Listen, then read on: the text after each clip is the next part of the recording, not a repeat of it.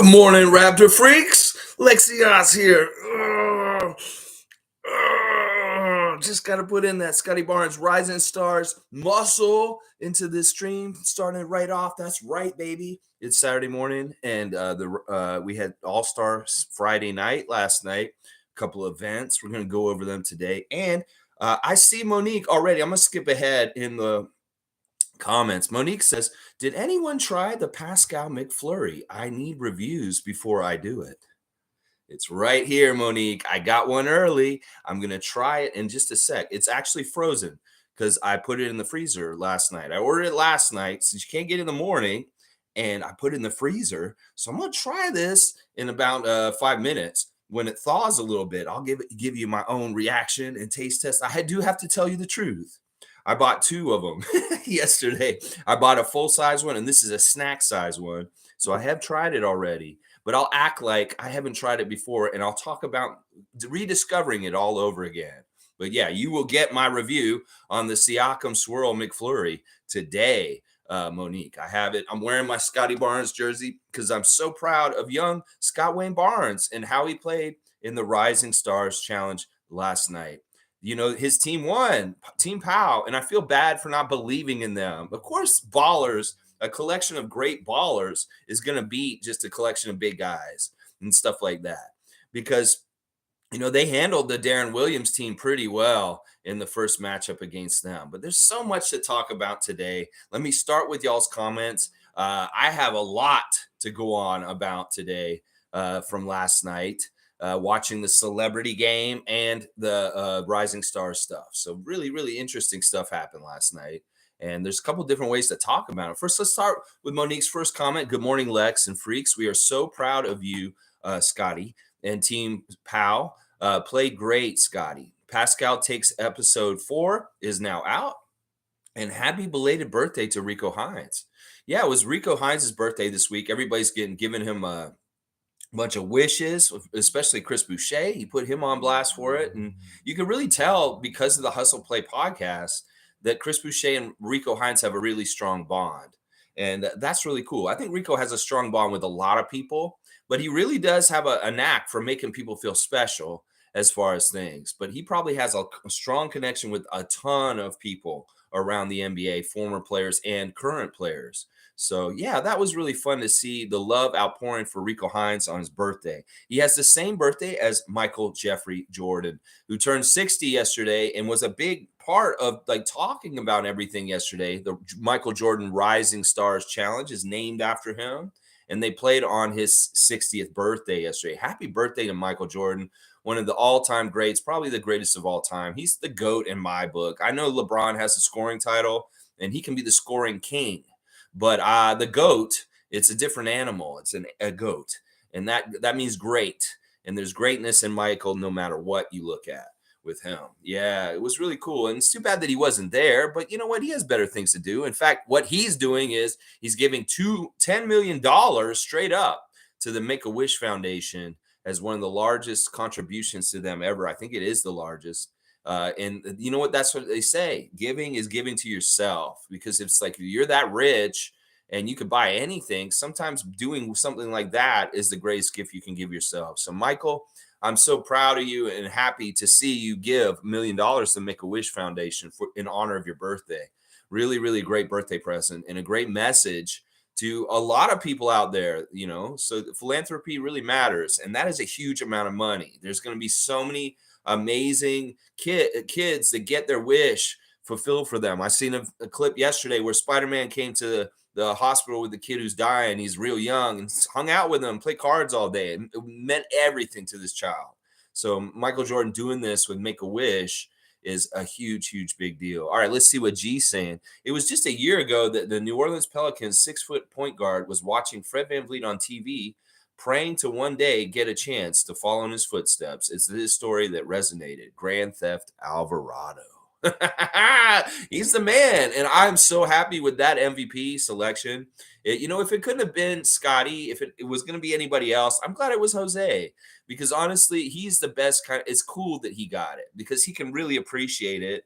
He's the only undrafted guy who played in the game for the 3 teams that are in the NBA, not the G League. Obviously, some of those guys haven't even gotten the draft. So it's kind of dumb, that comment. He's the only undrafted player in this tournament. That's bullshit, because that G League Ignite team is all undrafted. And Leonard Miller and Scottie Pippen Jr., these guys have not been drafted. So it's like, okay, sure, he's the only undrafted, but he is on the other 3 teams. And he has so many parallels to Fred VanVleet. I mean, honestly, listen, the way that you saw Jose and Scottie working last night, in fact, before the game, Scottie did a whole bunch of interviews. There's so much to glean off of that stuff. He said yesterday, somebody asked him, would you shave your head? And he said, no, I would never shave my head. And then he said, would you shave your head to get an NBA championship for the Raptors? And he said, yes, I would. So I was like, wow. Scottie just put it out there that he said that he would shave his head if it meant the Toronto Raptors would win the NBA championship. I think that's a brilliant and amazing thing. And I love, like, you catch him in his honesty in that moment, because he can't really think that quickly on it. And he's just coming truthfully and how he really felt in that moment. He said, yeah, I would shave my head to help if it meant that the Toronto Raptors would win an NBA championship. So he's willing to do extreme things to help us win. He has a will to win very much, that he's ready to sacrifice the follicles for it. Really great interviews before the game in all kinds of different ways. But when they asked Scottie before the game, who are you looking forward to playing with the most? He said Jose. He didn't name any of the other guys on that team. In some ways, I think Scottie sees them as ops. Obviously they are. I mean, we just played the Magic, and Paolo's not necessarily his best friend, even though they look good out there together as the Rookie of the Year last year and the probable Rookie of the Year of this year. Beside each other, they look like a real force. Scottie played his game in this Rising Stars Challenge, and it really shone, and it really translated to winning. He did a lot of the dirty little stuff that nobody maybe wants to do in an all-star game, as far as rebounding, looking for other people, being unselfish, just being a glue guy in the middle. And I think in some ways that was an unsung thing about why Team Pal won last night that people won't want to talk about. Now, there was a moment in the second game where he threw down a hammer dunk. He came through the lane and he did that nice long extended one-handed hammer, and he threw it down on them. And Jamal Crawford called him Kawhi Leonard. Now, this is the crazy thing. 3 times in a row after that, Jamal Crawford called him Kawhi Leonard. And I want to say this real quick. Who the hell is Jamal Crawford to call him Kawhi Leonard? Well, that's Jamal Crawford, somebody that we should very much trust his judgment and who he is because of his years in the NBA, his astuteness, his respect around the league from other players. And to be quite honest, he is the hottest star in the NBA TNT broadcasting family. To me, he really is. He has such a great demeanor, great delivery, and he really knows his shit. Like, I'm really been happy having him around instead of people like Draymond Green, idiots like that. So, when he says that, he must know his shit, because I'm going to tell you right now, I have a list of the NBA dunk competition judges, and his name's on this, Jamal Crawford, and that means he's a good judge. And you know what? He said that Scottie Barnes looks like Kawhi Leonard, little Kawhi Leonard, 3 times yesterday in the game. This is something I said like before, like I saw him in Summer League, and I was like, dude, there's Kawhi in him. And everybody's like, that's too lofty. That's too lofty a thing to put on young Scott and say, you're like Kawhi Leonard. And everybody thought I was crazy for saying maybe Draymond Green, but no, Kawhi Leonard. You're crazy, Lex. Why do you think Scottie's like Kawhi? Well, I saw the little tells. I saw the things that make Kawhi, like the big, huge, giant hands and the absolute dominance with this broad shoulders and the muscles down low. And I saw it and I called it. And I said, look, last summer, Scottie asked us, he said, who do you guys think I play like? Who do you guys think I play like? And I said straight up, I said 3 people. I said Magic, I said Tim Duncan, and I said Kawhi Leonard. And he looked at all of them and he was like, very interesting. And I wondered last summer when Scottie saw us saying that we're all naming different names, but I really like my 3. He's like, I was wondering if he was like, I'm going to go and research them some more. And I'm going to really look at what they do. And I'm going to try and emulate it more. I mean, that might be smart. If you have a body type that's similar to a player that played before you, it may be smart to get clues about what was successful that they were able to do when their career before you to inform how you should build your game and develop your skills. So that may be very well like last summer, Scottie was like, I wonder who I should really try and like emulate and train myself to be more like. And that Kawhi was one of those names on the list. Obviously, he's naturally like Magic Johnson, just with the no looks and the way he throws it and the court vision and all that kind of stuff. That's very Magic. And I explained recently how Kawhi could be, I mean, not Kawhi, how Scottie could be a very Duncan like with the team defense. That's a very deep like perception of basketball that you have to understand my comparison of Scottie to Tim Duncan. And some people will scoff at it. Once again, people that won't give him any credit, but he's a very much a team player and he's very aware of where everybody's going. And he's very good defensively. He plays center. So the comparisons of him to Tim Duncan on the defensive end aren't that far off in some ways, especially as he gets better and better. And now that he has Pirtle next to him, and he can teach him directly the things that Greg Popovich teaches, you know, Scottie could become more and more like Kawhi Leonard just because Pirtle's here. So that's very interesting stuff with that. You know, he talked about Pirtle a bit in the interview with, I think it was Kayla Gray, and really, really good interviews yesterday. In fact, I have to give strong kudos to Eric Smith for having one of the most excellent Scottie Barnes interviews ever so far. Really good job, Eric, getting some good questions that Scottie doesn't normally like answering. You know, he's a little let his guard down at All-Star Weekend because most of the time he's very hesitant and very paranoid in interviews. He does not like doing interviews because he's very scared of saying the wrong thing or saying something stupid. And he doesn't want to look stupid. I think that he may have some issue with somebody making him look stupid when he was younger. And so he doesn't trust interviews or interviewers. So that's why you don't see him doing podcasts. And he's not really about getting interviewed. He doesn't like it, honestly. If he didn't have to do it as an NBA star, he wouldn't probably. But he goes up there and he answers the questions. And he said he was talking about Jakob. He had a big smile. And he said that he's a really fun guy. I really like his personality on and off the court. I called it. I knew that he would be a fit with friend-wise with Jakob, and that they're going to become very close friends also. That, you know, Pascal and Jakob have their special rookie friendship from way back. But in some ways, you know, listen, I don't know if it's this way or this way. I'm going to say this. In some ways, Siakam has had to mature a bit more since Jakob's been gone. And the kind of the childish fun that they were into when they were younger may not be able to be done by a team leader like Siakam at this point. And so maybe Jakob's relief valve for being immature and having fun and being goofy is Scottie. And you know, that's I know that Jakob can be very goofy and silly also. And I think that that's the thing that's really going to bond Scottie and Jakob together, is that they are very good at not taking themselves seriously. And I'm really here for it. I think it's so good. Now, getting back once again to Alvarado and talking about G's comment here. You know, I love that the shortest guy, the undrafted guy, won this, and he very much did earn it. All right, listen, they did all kinds of innovative stuff for NBA Friday.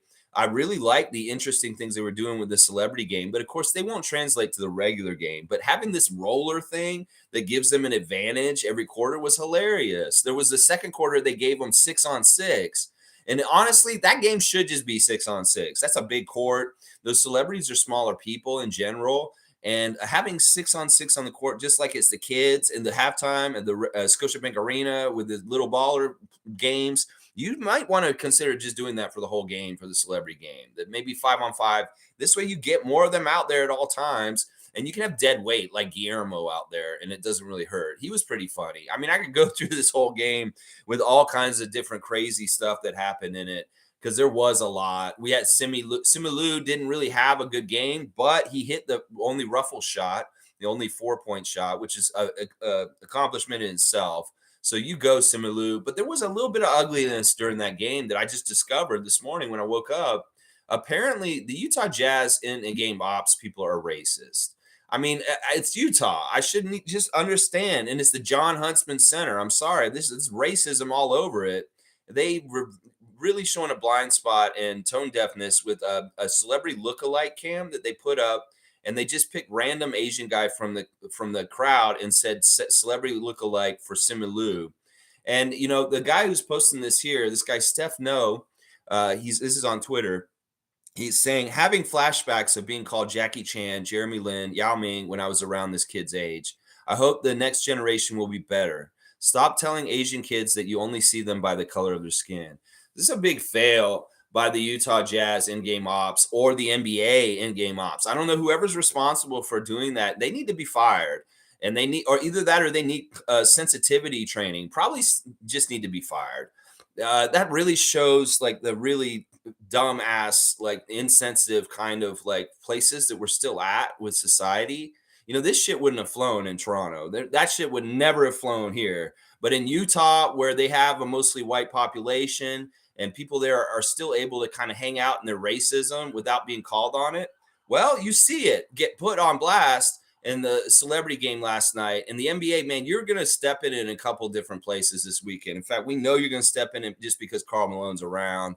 And yeah, this is not a good thing.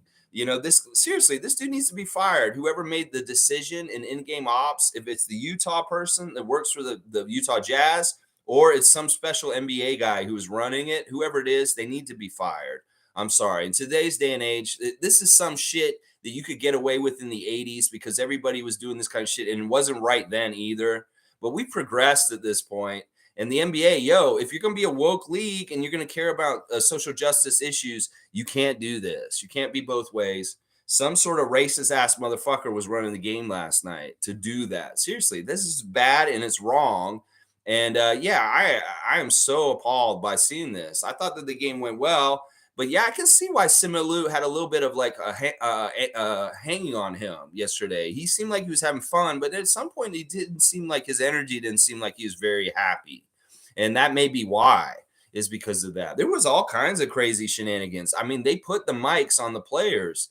And this is a very cool innovation. In fact, they use these All-Star weekends to try innovations like this, and putting the mic on the players had mixed results. Josh Giddey was great with his Australian accent and talking about, as I grow up, I like this person more. And I'm like, dude, you're only 20. You can't even drink in Utah. And you're talking about as you grow up. That's hilarious. He was funny. And then Alvarado on the microphone, wow, he was cussing up a storm. He dropped an F-bomb on live television on TNT. And then he dropped a few shits too in there too, which was like, that's a byproduct of this. Seriously, I don't even know if anybody caught it, as far as like this dude is cussing up a storm while they have him mic during the game. But he was entertaining what he was saying. He sounded just like somebody who would be playing the game on the court and some of the stuff he was saying. And it was cool to hear these guys kind of directing the court with the microphones on, and like, because they're point guards. And they were kind of, you could tell, like watching them on the screen and what they're saying on the court was a really good portal of learning about, NBA direction and being the leader on the court. It was really cool. I kind of wish they had Mike Scottie like they did Giddey and Alvarado, because it might have been pretty cool. But yeah, it was fun. Alvarado is just a real one, man. He's just real. He's real in all kinds of ways. I love that Scottie and him bonded the strongest, and that he probably helped Alvarado win that to a degree. I mean, in some ways, we can look at Scottie's line from yesterday. In the two games that he played about 17 minutes, and he's got around, he got 10 points, 10 rebounds, and like 6 assists. So he had a very solid 17 minutes of play in the Rising Stars game. In fact, if you ask me, on the down low, he was an MVP candidate. If you could really suss it out and look at it. I mean, it was really between Alvarado was probably the guy who really deserved it, because he did score a lot of points in the first game, and then he hit the game winner. But Scottie really was the glue guy. Paolo had some points, and Mathurin was very much being a ball hog and just continuing to attack and attack. He could not pass the ball. So it was crazy. But it was a fun game, and I really liked the strategy Team Pau had. They were just like, go for the throat and kick their other team's ass. And they really were calculating, and they did dominate in some ways in this tournament. I was not impressed with the G League team. I was not impressed with Joaquin Noma's team either. And Williams' team did lose. I was shocked to see them lose the way they did to the Scottie's team. I thought they'd be a better fight. So very, very interesting Rising Stars game. There's so much in it I can talk about even more. As we get into this, you guys may remind me of stuff. Really, really good. All right, let's see. Alvarado at one point at the end of the game and the press conference afterwards, he stopped his interview and said to his friend, he's like, I can't believe I won this MVP. I cannot believe it that I'm the one who won it. That's probably true. Like, I don't know what the Vegas odds makers would have put on Jose Alvarado winning the Rising Stars MVP last night, but it's probably not very high considering he's one of the shorter guys. He's undrafted. He's not one of the flashy names that they may want it to win, but he did definitely deserve it and was so awesome. It's really, really awesome. And now Raptor fans are like, can we get him on this team? And some people are even saying, the people that are like on Masai's case are like, he was undrafted, Masai. How the hell did you not let us get him? Because he was there. We could have gotten him. It's like, he can't get everybody, y'all. And maybe he was on his short list of guys that he would think about and getting and stuff like that. But, we also have this thing where I said, we don't like to draft short guards at this point because we've had a history of them and there's no reason to get them. But sometimes there's not many Fred VanVleets that come up, but it looks like Jose Alvarado's in that mold. Yeah, it was really, really cool. Really cool. All right, Monique, since you have brought up the Pascal Siakam Swirl McFlurry, I am going to go ahead and try it live right now for you guys. As you can see inside, it's got some red in it. And I found out the red swirl is actually hot fudge. So it's just a red fudge. And then it's got not M&Ms, Smarties, of course, because it's Canadian. It's got some Smarties in it.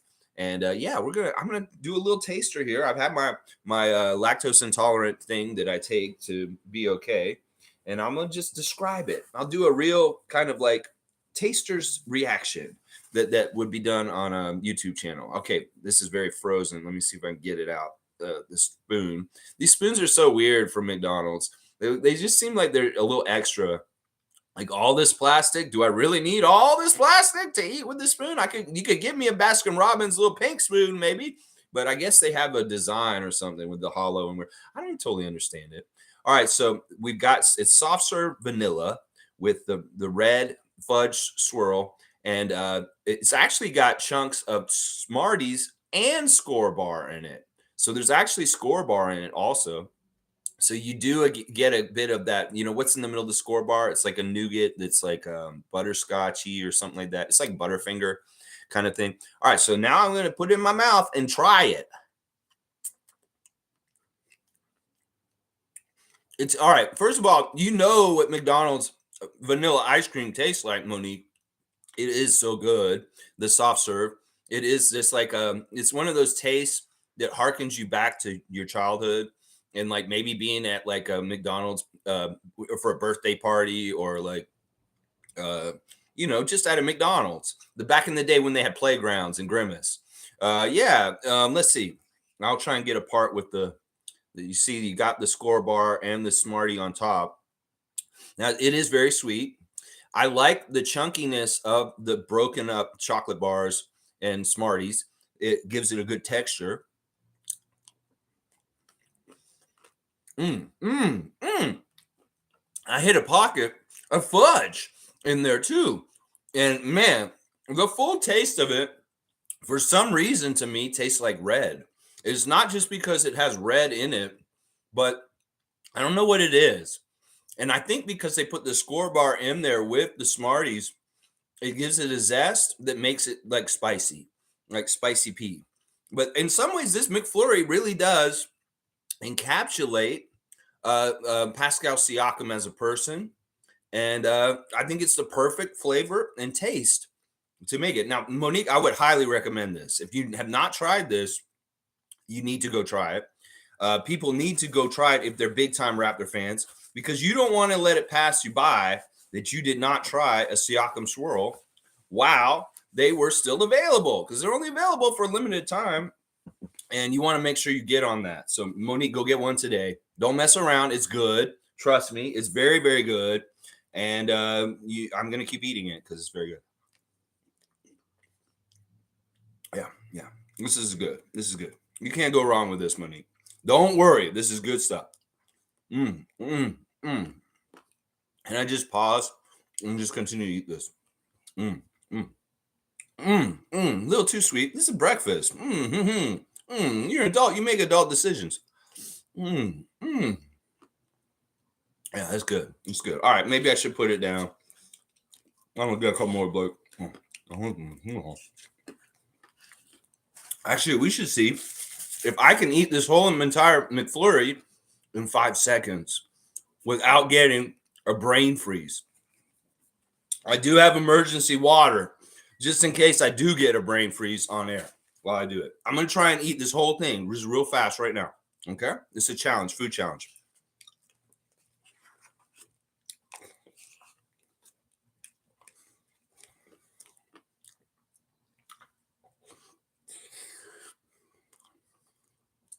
Uh-oh. Uh-oh. Uh-oh. Oh, come on, pressure through. Come on, you do it.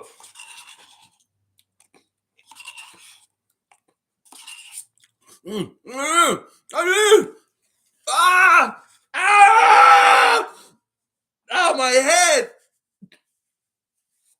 Ah, it's in my sinuses. All right. Enough shenanigans. There's your food reaction for today. Holy crap. All right, I didn't get any on Scottie's jersey. Okay, good. All right, I need some water. Holy crap.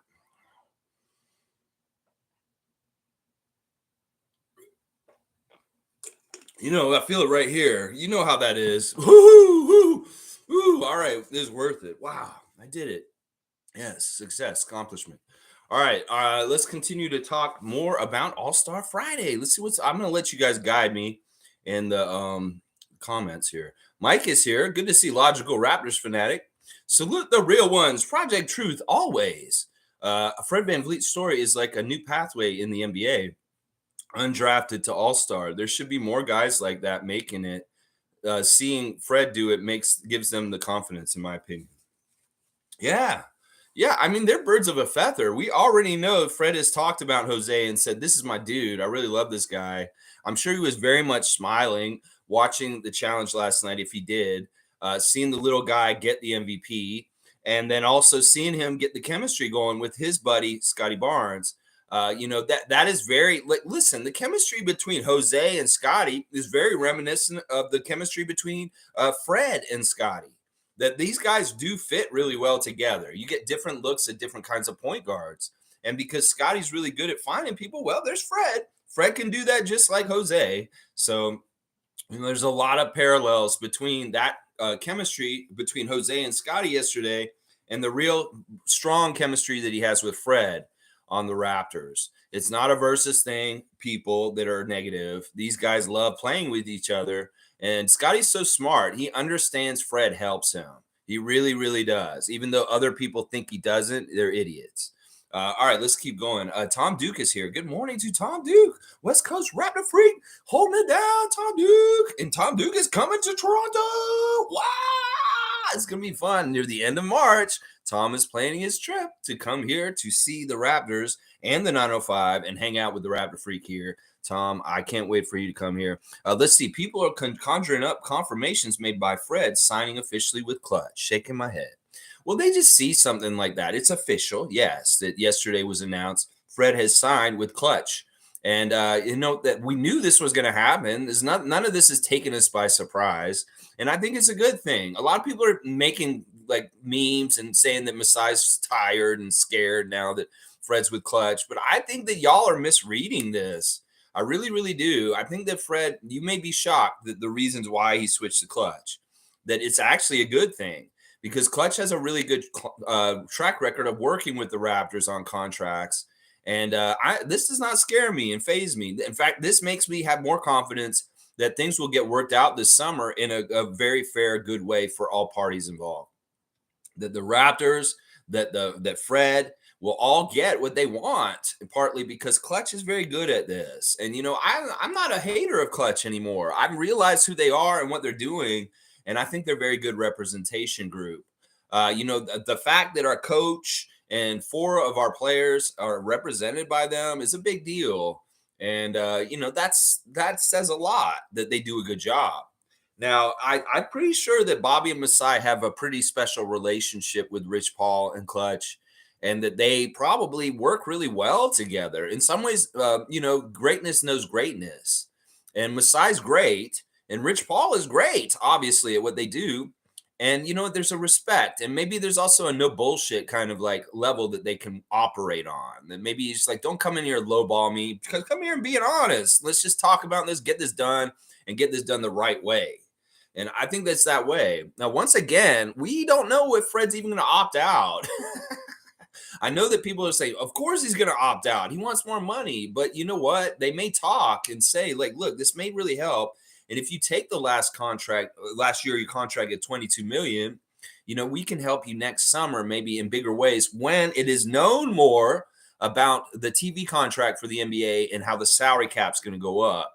In some ways, it may be smart for Fred to just stay on the books this time, not negotiate this summer before the TV deal is negotiated, and wait and see what the TV deal gets negotiated to. And then maybe he can get even more money the next summer. Nobody's talking about this enough. Then in some ways, him just staying on his contract and not opting out may be the smartest thing to do, seriously, because they may not be able to give him as much money this summer as they could next summer.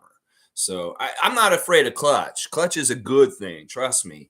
And when people come in spaces and say that Klutch is going to get Masai, just explain to them a little bit of the history of Klutch working with the Raptors. And it's very good. It's like they've been very fair and they get shit done. Abandons here. Jose Alvarado, yes, love that kid's game. He's so feisty. And just be careful who you mic up. There was another incident that was funny with mics. The celebrity game was really crazy. I'm going to jump all over, just do the whole night. I'm not going to do like just the rising stars and then just the celebrity. Because as I remember, the celebrity game, they mic'd up Richard Jefferson. He was doing all kinds of goofy shit where he was the commentator, then he was the ref, and then he played in the game, and then he came back and commentated again. Well, when he was refereeing, he had a mic on and he was like reffing, and Giannis came over to him and said this. He said, "Why are you reffing like Mark Davis? Quit," or something like that. And like Richard said, "Giannis, I have a mic on." And Giannis looked scared. Like he was like, "Oh shit, I said something about a ref publicly and I'm going to get fined." But I think it's all in good fun. I don't think you'll get fined for that. If you do, you don't deserve it. Because honestly, like people have said, Giannis, you are embracing the NBA and its goofiness, and you are at all the events this weekend. In fact, a player of your caliber doing this with the NBA on the All-Star weekend is kind of really cool, because most of these big guys, they're huge names, do not hang around and do the celebrity game. Do not hang around and do every single night of the All-Star weekend where they're doing something. You take it with pride and fun. And in some ways, because you're like one of the top 5 players in the league, that means a lot. So I have to give a lot of credit to the funness in Giannis. And NBA, you better not punish him for that Mark Davis comment, because in some ways he's just being honest. I think it's funny that he said Mark Davis. Maybe he said it partly because of the way Richard looks, but also why would he say Mark Davis if Mark Davis wasn't a problem as a ref in the league? So that was pretty interesting. I really like that. Monique is saying, Evelyn, if you are here today, thank you again for the gift. Granny Evelyn has been making the rounds with a lot of us and coming through and giving us these really nice black championship Raptor hoodies. Now Adriana has one, and now Monique has one, because Evelyn was hanging out with Monique yesterday and visited her. And she has hoodies for Raymond Jacob, Tom Duke, I believe, David and Peter Saborin, and other people that she knows regularly from this channel. So you are on a list, and you will be coming across Granny Evelyn at some point in your life, because she's coming to give you hoodies, y'all. So you better be ready for that, Peter and David and Raymond. You guys are going to link up with her, and so she can come and see you and give you the swag and just say hi. She just loves the Raptor Freak family, and she felt generous, and she wanted to do something nice. And it'll be cool because we'll all have matching hoodies. And if we want to all get together, we could all wear them and be like, we're the Raptor Freaks, and we've got our matching championship Raptor hoodies. I love you, Granny Evelyn. You're so kind and generous, and I warmed my heart knowing that you were with Monique yesterday. Stillman is here again. Good to see the Chainsaw Man is in the house once again. Morning, everyone. One of my favorite moments during the Celebrities game was Pascal getting free pizza. Was so funny. After SHAQ and others didn't want pizza, Pascal was like, "I'll take that," laughing my ass off.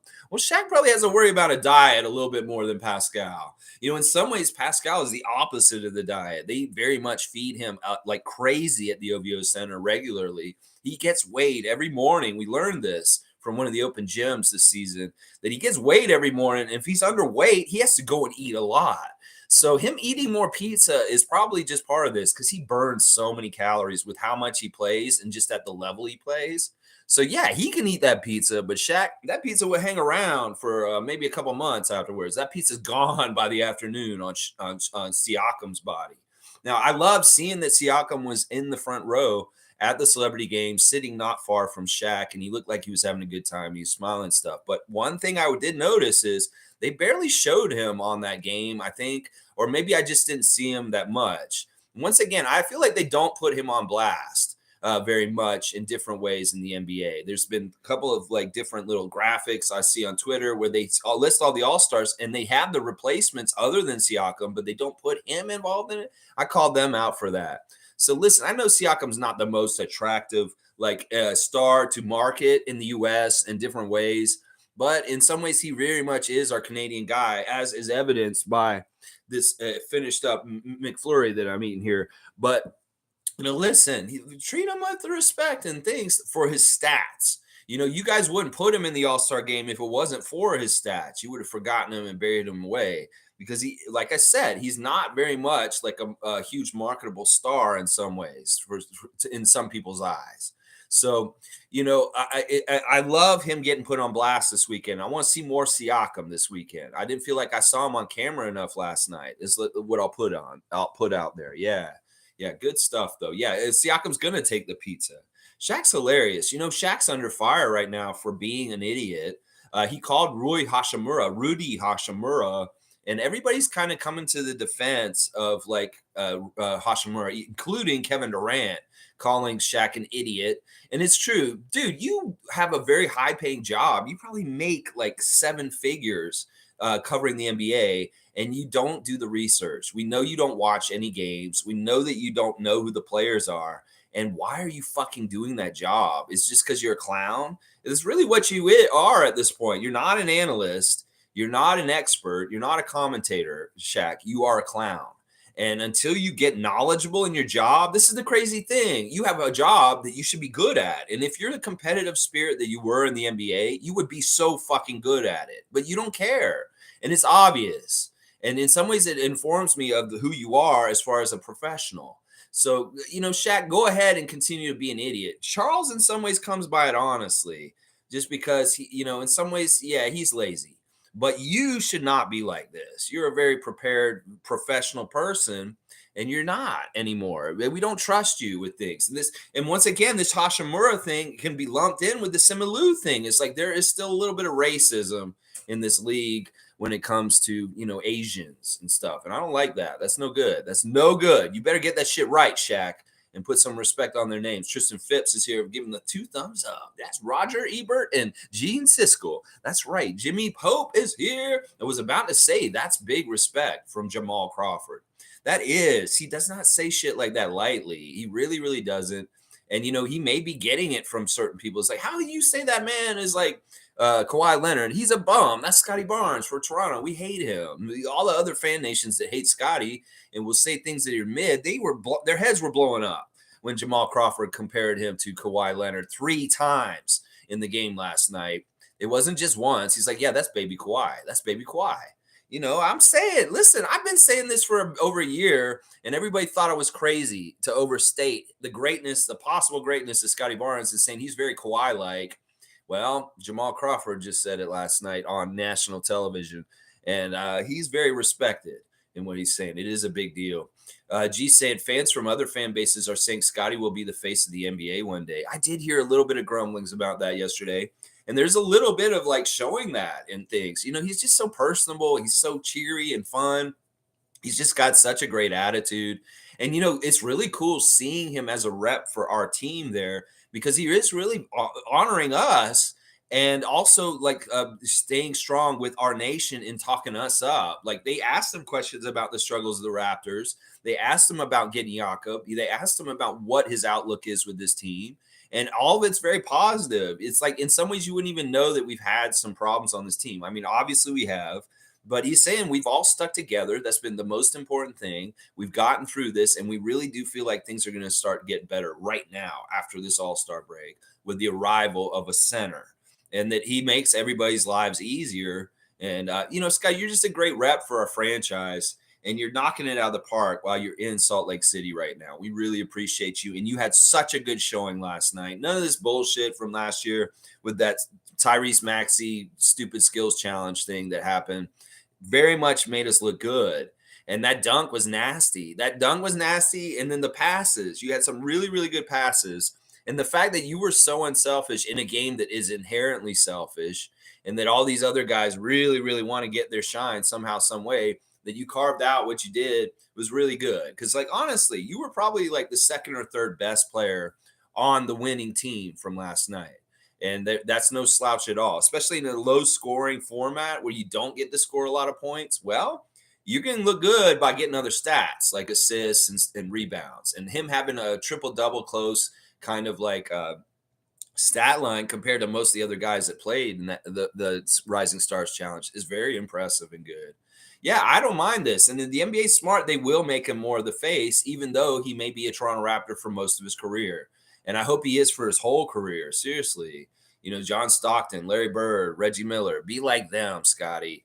Be like those guys. G saying, I compared Kawhi and Scottie's draft reports before he played a game. I was called delusional. Yeah, well, they didn't want to believe it. It's almost like, all right, you're aiming real high by saying that comparison. And like everybody's like, some people would either say, all right, people that were haters would say, that is crazy. You're so crazy and unrealistic about him. And then like people that were for the Raptors, but they're kind of like sheepish, or maybe they're kind of like reserved in like putting expectations on a young player, and they feel like, don't put that on his shoulders already. You can't make him have that expectation to live up to being like Kawhi. That's not fair to him. No, listen, he can do it. He's got it on his shoulders. It's not that he's going to be exactly Kawhi, but he can be very Kawhi-like, and he can do a lot of the same mannerisms and moves that he does. He can, obviously, because Jamal said he could. But yeah, you know what? Listen, this is the thing. We're going to be ahead of the curve all the time because in a lot of ways, listen, the team is supposed to succeed. And that's all we're trying to predict is success. So we're going to be right. We're going to be right more often than not because Masai Ujiri ain't fucking around to not be successful and fail. And that's why we get proven right down the road all the time on observations that we make. You go, G. And we were talking about this last summer or before Scottie even played. I remember Abandon saying Jamal Crawford's journeyman, who had some of the best shots to end dreams, amazing player and crazy, awesome shooter. Yeah, I really have a lot of respect for Jamal Crawford. In fact, he wasn't put on blast in very many ways in the NBA while he played. He did later on in his career. They started really honoring him. But for most of his career, he was just an ordinary NBA player that didn't really get a lot of shine. He may have got a 6 man a year or this or that, but it wasn't like he was a superstar. It wasn't like he was a marquee name. But now, we really do have a lot of respect for him. And I think part of it is that he's really good outside of the game that I didn't realize, whether it's the crossover events in Seattle and the things that he runs with that, or it's his work now in broadcasting. He is a very, very talented guy. And I didn't know that he had these kind of broadcasting chops when he was killing it in the league. He would score shit like 50 off the bench. And that's impressive. He's a very good scorer. He's a real baller. He's one of the greatest street ballers ever in the history of the game in some ways. In fact, they've described Jamal Crawford much like in comedy, the comedian's comedian. The guy like Bill Hicks or somebody like that that's not really well known, but everybody loves him within the community of that profession. Well, Jamal Crawford in some ways is the basketball player's basketball player. And that they are the person that the players in the league, in the industry, really look up to and like, oh, that's my guy. It's kind of like Bobby Eaton in pro wrestling. Nobody liked Bobby Eaton or put him on blast in some ways, but the guys behind the scenes, he was their dude. Beautiful Bobby. So, excuse me. Big ups to Blackhawk. Thank you, Blackhawk, for being here this morning. Cool Cats here. Good morning, Raptor Free crew. Continue to be great for. Yes, be great for. You have been so great in the first night of the All-Star weekend. Fantastic showing. You made us look good, yo. And you won. You guys won. Team Pal won. I'm so happy you guys did. Because, yeah, there was some jabroni stuff out there. I would have been really mad if Quentin Grimes had been him. Like, he really was killing those threes in that second game, and it looked like, holy shit, if they win, he's gonna be the MVP, and he will be him, as so to speak. And I don't want that. And in some ways, maybe Scottie was like, I need to make Jose look good, and I need us to win so that Quentin Grimes is not him. That is actually like a secondary goal in that game yesterday. It's like, all right, win. Oh shit, Quentin Grimes is hitting threes and looking really good. Well, let's make sure he's not him by beating him for sure. And that if they had not beaten him and the other team had won, that's who would have been the MVP. Obviously, Grimes. And we don't need that to happen. No, Alvarado is a much better MVP for Raptors Nation. Yeah, we didn't need that to happen.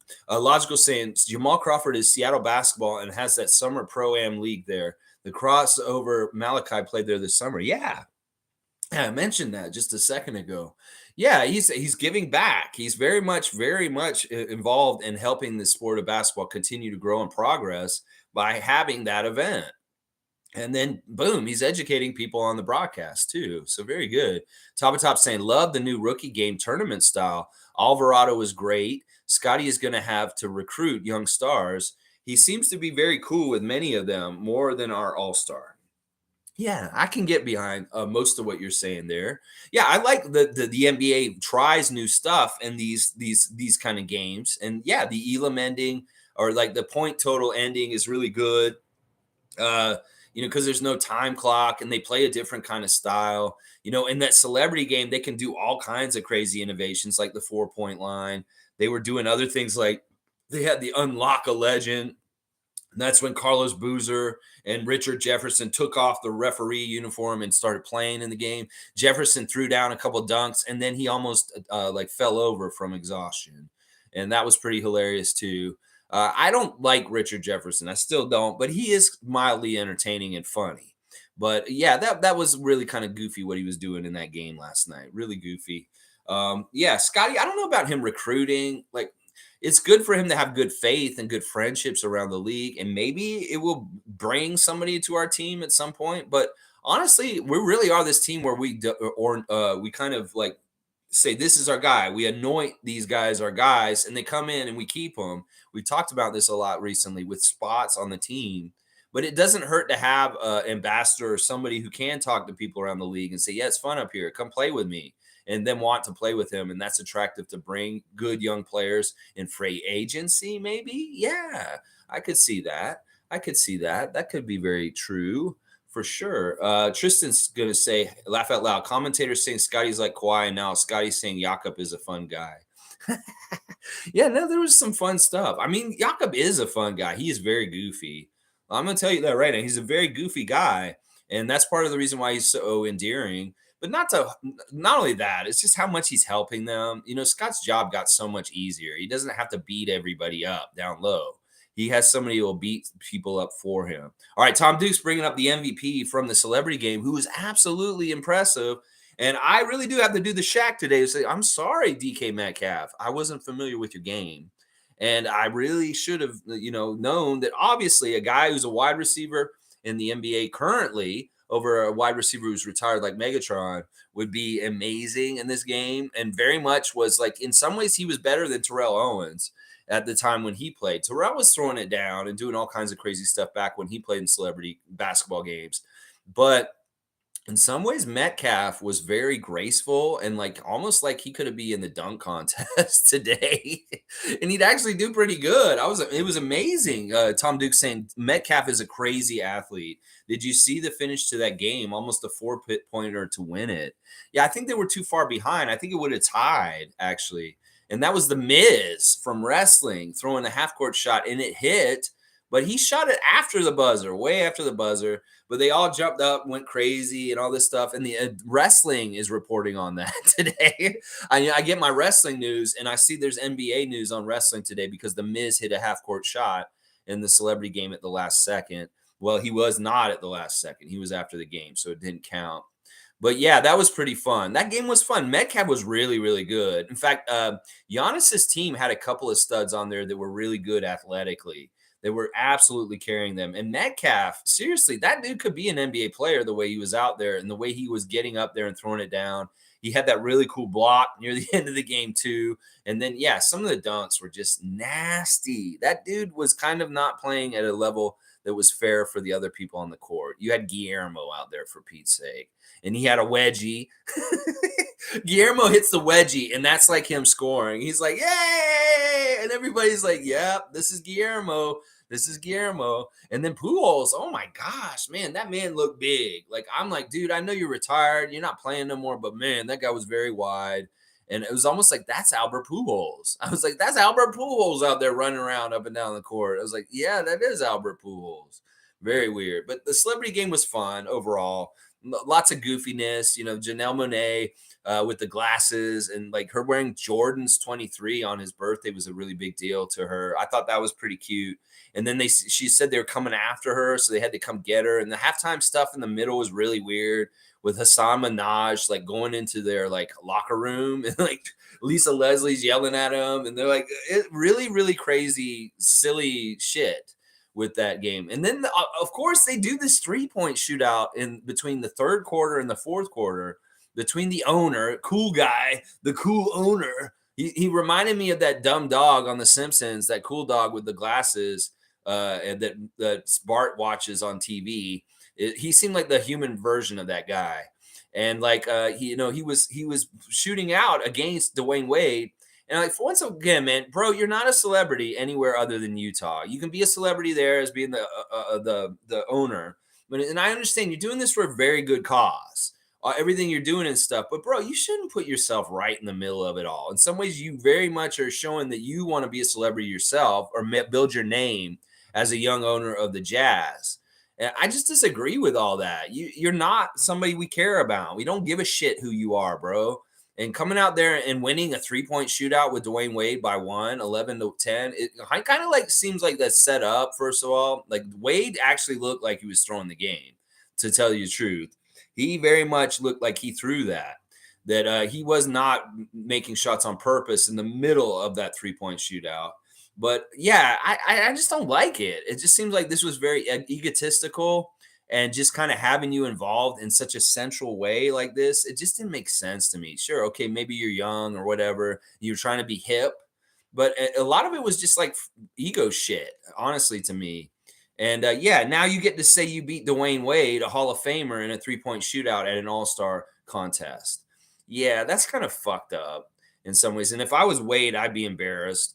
But, I wanted to know what the connection. Why is Dwayne Wade involved in all this? Well, you know what? He's part of their ownership. This is the craziest shit. Dwayne Wade is part of the Utah ownership. And that's why he was one of the captains, is it was ownerships against each other. That Dwayne Wade is always around Utah these days because he's a part of their ownership group. It's so weird. It's so weird. But yeah, I didn't understand this Ryan Smith guy's involvement. I'm like, I don't give a shit who the fuck you are. Okay, good. You just showed up a Hall of Famer, an NBA champion at a 3-point contest in the middle. It really seemed like you just wanted to boost your ego, bro, is what it seemed like to me. Monique is saying Pascal got this the same camera like 2001 Slam Dunk SHAQ had back then. So cool. Way to go, Red Bull. Let's go, Pascal. Win tomorrow. Awesome. Yes, Siakam has a new episode of his little YouTube or shorts or on Instagram that he does with Red Bull. There's a new episode out that Monique mentioned earlier, and that's cool. Yeah, the old school SHAQ, like filming the dunk competition stuff. We'll see Pascal around. I mean, you must have fun. If you're going to have to go to Utah and do this, you got to take advantage of it and just have fun. It's funny. They interviewed Luka on Media Day, and they said, what's the thing you're looking forward to the most about All-Star Weekend? And Luka said, getting to Mexico on Sunday. He's so truthful and just honest. He's like, nah, I'm not going to kowtow to the NBA line. I'm saying, yeah, I'm looking forward to being off on Sunday after all this and going to the beach on Sunday after I'm done with the All-Star game. was what Lucas said. That was hilarious. That was so funny when he said that. Let's see. Mike saying, Mo, facts. That big old school camcorder is dope. Yeah, I think my dad had one of those in like the 90s or the 80s, and we had it. And I'd film my school projects on old RCA camcorder. Yeah, those were dope. I guess they had the little tapes, like they weren't like the big VHS, but they're the same kind of thing, but they're a little small one. Yeah, I remember those. Jimmy's saying that was a weird joke, was very distasteful for sure. It's not early 2000 anymore. Even then, that type of joke was distasteful. Yeah, it's just been always distasteful. It's just that society's been racist and fucked up. And honestly, with all the Asian hate that has gone on because of the pandemic, this is really tone deaf of the NBA. I understand it's Utah. There's a bunch of country bumpkins out there that don't deal with real big city, metropolitan, like melting pot kind of issues like Toronto or New York or LA. But still, Utah, you need to get your fucking racist ass, stop showing it by doing something fucked up like that. I mean, that is very hurtful and it's damaging and it's wrong. And maybe some people in your organization think it's funny, but y'all are fucking racist. And in the NBA, we have no place for racists. So somebody needs to get fired for that. And there probably will be somebody fired for that poor decision like that. That was a very, very poor decision by that in-game ops people. Very, very poor taste. And just very, very not what the NBA is all about. Here are the opposite of it. They're already going to catch it for K.Malone. In fact, I want to talk about K.Malone real quick, about his involvement in the game this weekend. Listen, all right, there's an opinion out, and I want to read this. And this is something that everybody needs to know this about K.Malone. You know, all right, I've said this before. K.Malone, all right, let me close this. I don't want this on the screen. K.Malone may be one of the most highest scoring NBA players in the history of the NBA, but K.Malone also is a statutory rapist. He's a known abuser. And he also he's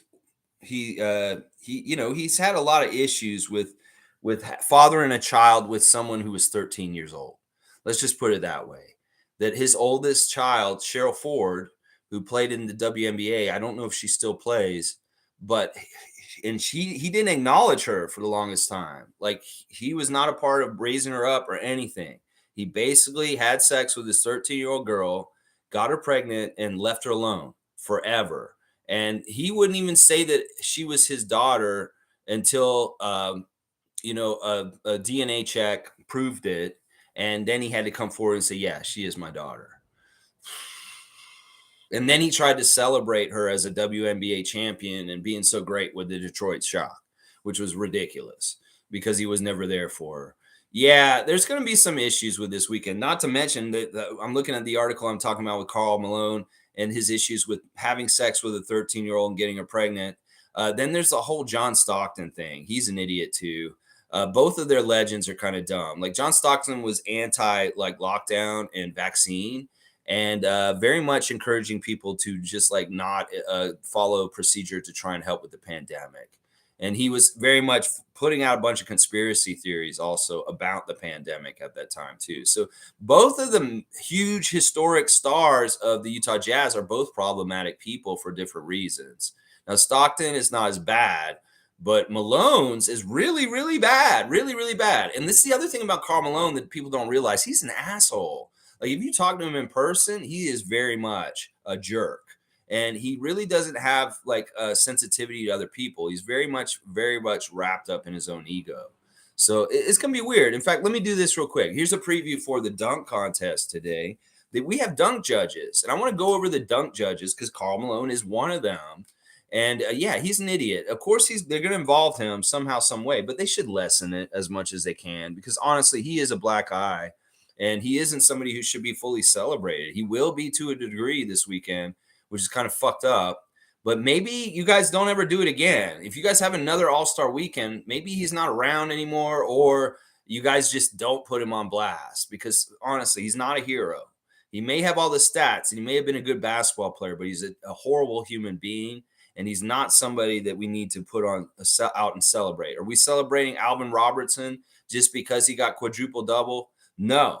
he was a domestic abuser and he went to prison for beating his wife very violently. And yeah, they don't put him on blast anymore. So, in some ways, the NBA has forgotten about people like Karl Malone. But I think because he's in the top 5 of all time scorers, they can't. So, in some ways, I don't know. I really don't know how to handle this. Maybe they need to just come out and say, yeah, you raped a 13-year-old girl and you're fucked up, and just get it out of the way. But we have to honor you. I don't know how you do that. I really don't. The other judges for the dunk competition tonight, as I said, are Jamal Crawford is going to be out there. We know he has a very astute, good judgment with saying that Scottie looked like Kawhi yesterday. Lisa Leslie, who coached one of the celebrity teams last night, will be playing. And as the first woman who ever dunked in the WNBA, she's a great judge to be a judge of the dunk contest today.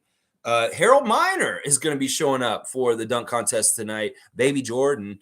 Never really panned out, never really fulfilled any kind of near the Jordan expectations. He really was just a dunker in the vein of Michael Jordan, but not really anything on the court translated otherwise. But yeah, he's a great judge for this because he's won dunk competitions and he is a very good dunker from back in his day. And then the final judge is the best judge of them all, the guy who's won multiple dunk competitions and really was the guy who battled Jordan in the mid 80s. For dunk competitions, Dominique Wilkins. And we saw him at the game, at the celebrity game last night, sitting over there near Donovan Mitchell. And it was really funny. Jose said to Donovan, it's like, if I make the game winner, you have to buy me dinner. And Donovan's like, okay. And then like Jose hit the game winner. So Donovan Mitchell owes Jose Alvarado dinner, apparently. Really crazy. But yeah, there's there's your judges for the game, the dunk contest tonight. I like most of the judges. I think Crawford, Leslie, Miner, and Dominique are great. But that fucking asshole, the mailman, he probably shouldn't be delivering. He probably should not be delivering. Let's just put it that way.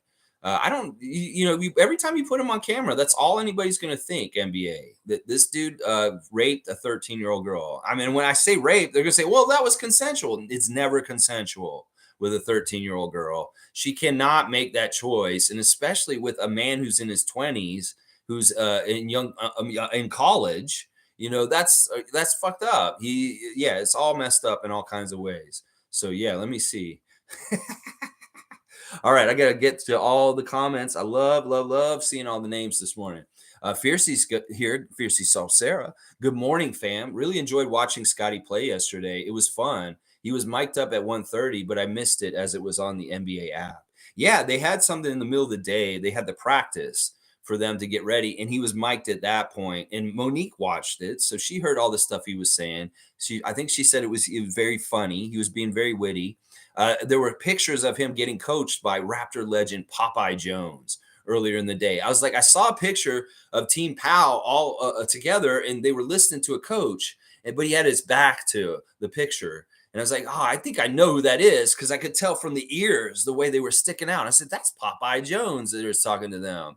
But I didn't know for sure. And I wanted to message Kayla Gray and say, is that Popeye Jones on Twitter? But then I saw another picture with Scottie, and it was Popeye Jones. So it was kind of cool. Scottie was getting tutelage from one of the very early Raptors, Popeye Jones, yesterday at the practice. So I love all the Raptor connections that can happen. And Popeye is an interesting Raptor from the past.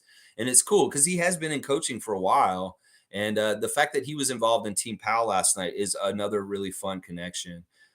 Tristan's laughing out loud, and Tom has got the spicy swirl, the Siakam swirl. Yeah, I had it, and I hope I did a good taste test and a review for you guys. Good morning from Edmund and Race Mode Media. Good morning to you, Edmund, and your boys and your family.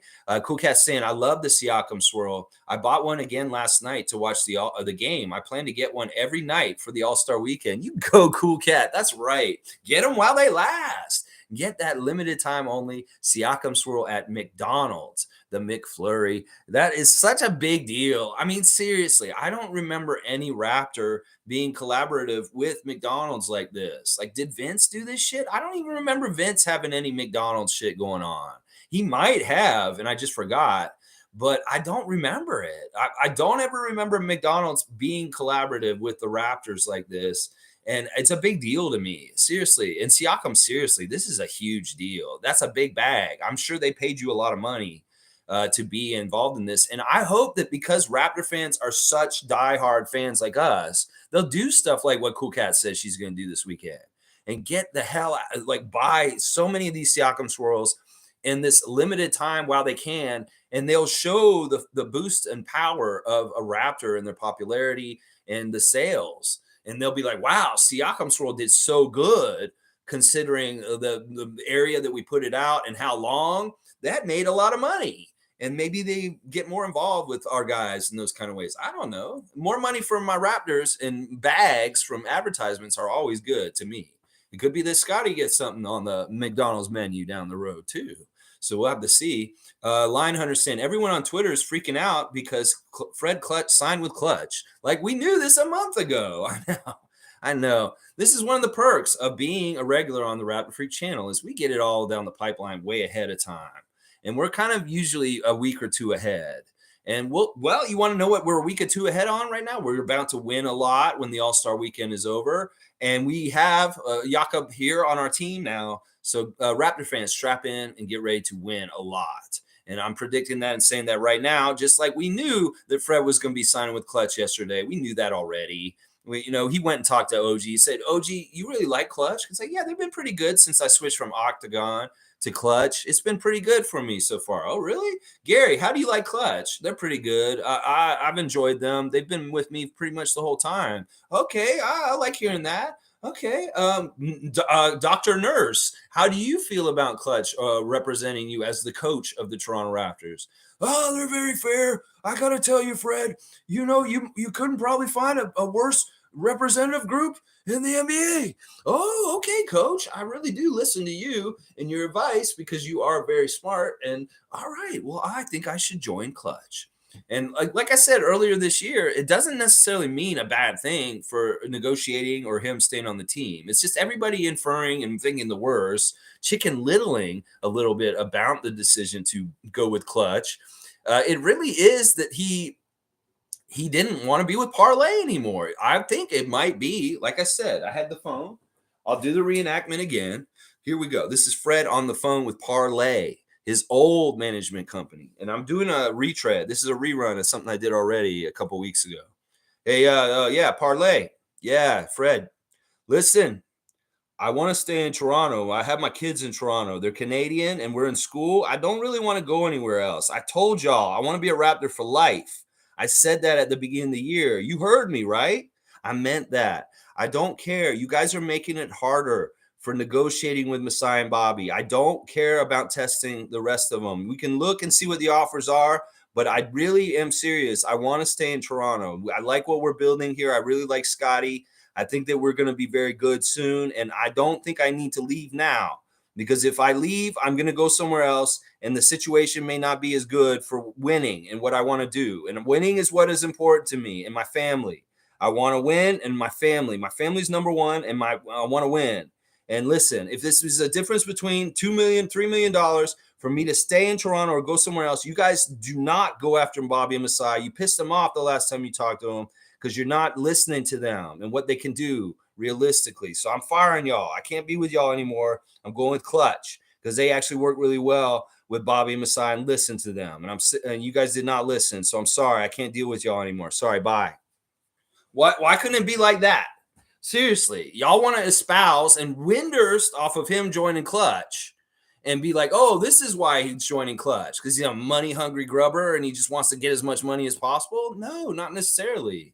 It could very well be that Klutch works really well with Bobby and Masai as far as figuring things out. The record shows that this is true. As far as the last contract for Gary and OG was signed with us through Klutch, and they were both very fair deals. So, yeah, I am all about that. Lion Hunter, whatever they're saying, they're worrying about, they're going to chicken little about every little thing. Well, let's just be steady guiding forces of positivity and tell them this isn't a bad thing. Klutch is a good organization, and they will work well with Masai. Watch. Logical saying the spoon is attached to the machine to stir. So the extra of the spoon in the latch is for the spoon to lock on the end of the stirring machine. Thick spoon so it doesn't break during the stir process. This is really cool. Mike just explained this. Why the spoon is like this. It has this latch to hook on. This is like innovative McDonald's scientific research that built a really cool tool that would fit in the process. Mike, you worked at McDonald's at some point. That may be why you know. I've worked at all kinds of crazy jobs like Pizza Hut, Subway, every kind of those places. I've been at them too. I'm a fun guy saying, hey, bro, can I have some? Yeah, there's just a little bit left. You can lick the cup, fun guy. Here you go.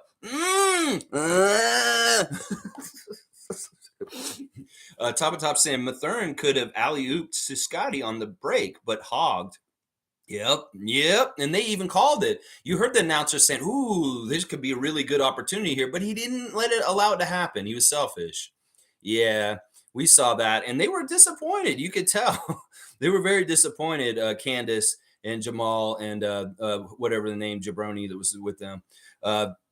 Yeah, Scottie could have scored more, but he turned it over a couple times late trying to pass. He was being unselfish. He was very much being unselfish, and he didn't look bad for it. Honestly, in some ways, in those kind of games, if you're the one guy who's being unselfish, you stand out more than the guy who actually scores a lot. In fact, I think I remember vaguely an All-Star game where Magic Johnson was playing in it, and he didn't try to score at all, and he like just set everybody up, and he looked so good for it. So in some ways, that was kind of maybe the strategy he had maybe for tackling this event was to be, I'm going to be the guy who passes a lot, and I'm not going to be like the other guys, and I'll stand out just because of that. Because obviously he can stand out from doing a really cool pass and stuff like that. Click saying ice cream at 10 a.m. is crazy. What do you mean? It's just like breakfast, Click. You just get a little sugar rush in the morning. Some people eat cake for breakfast. So it's kind of an extension of that. It's not too far off.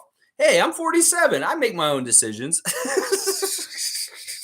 Jimmy Pope said, I could never, laughing my ass off. You guys your head's exploding. Well, it did really get me. The brain freeze did really get me. Jason Williams laughing at me. Savage saying, you can't put a price on content like this. Thank you, Savage.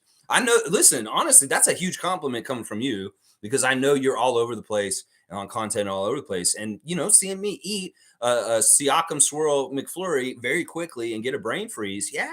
Yeah, I mean, people love people torturing themselves, walking into doors, stepping on rakes, and hitting themselves in the face. Yeah, there was a little bit of that just now. Yeah, very dumb idea, but yeah, pay for it. It's funny.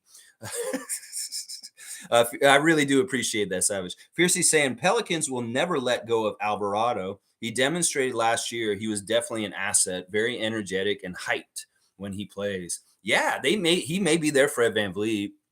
They may very, very much value him, and he may be their point guard to go forward.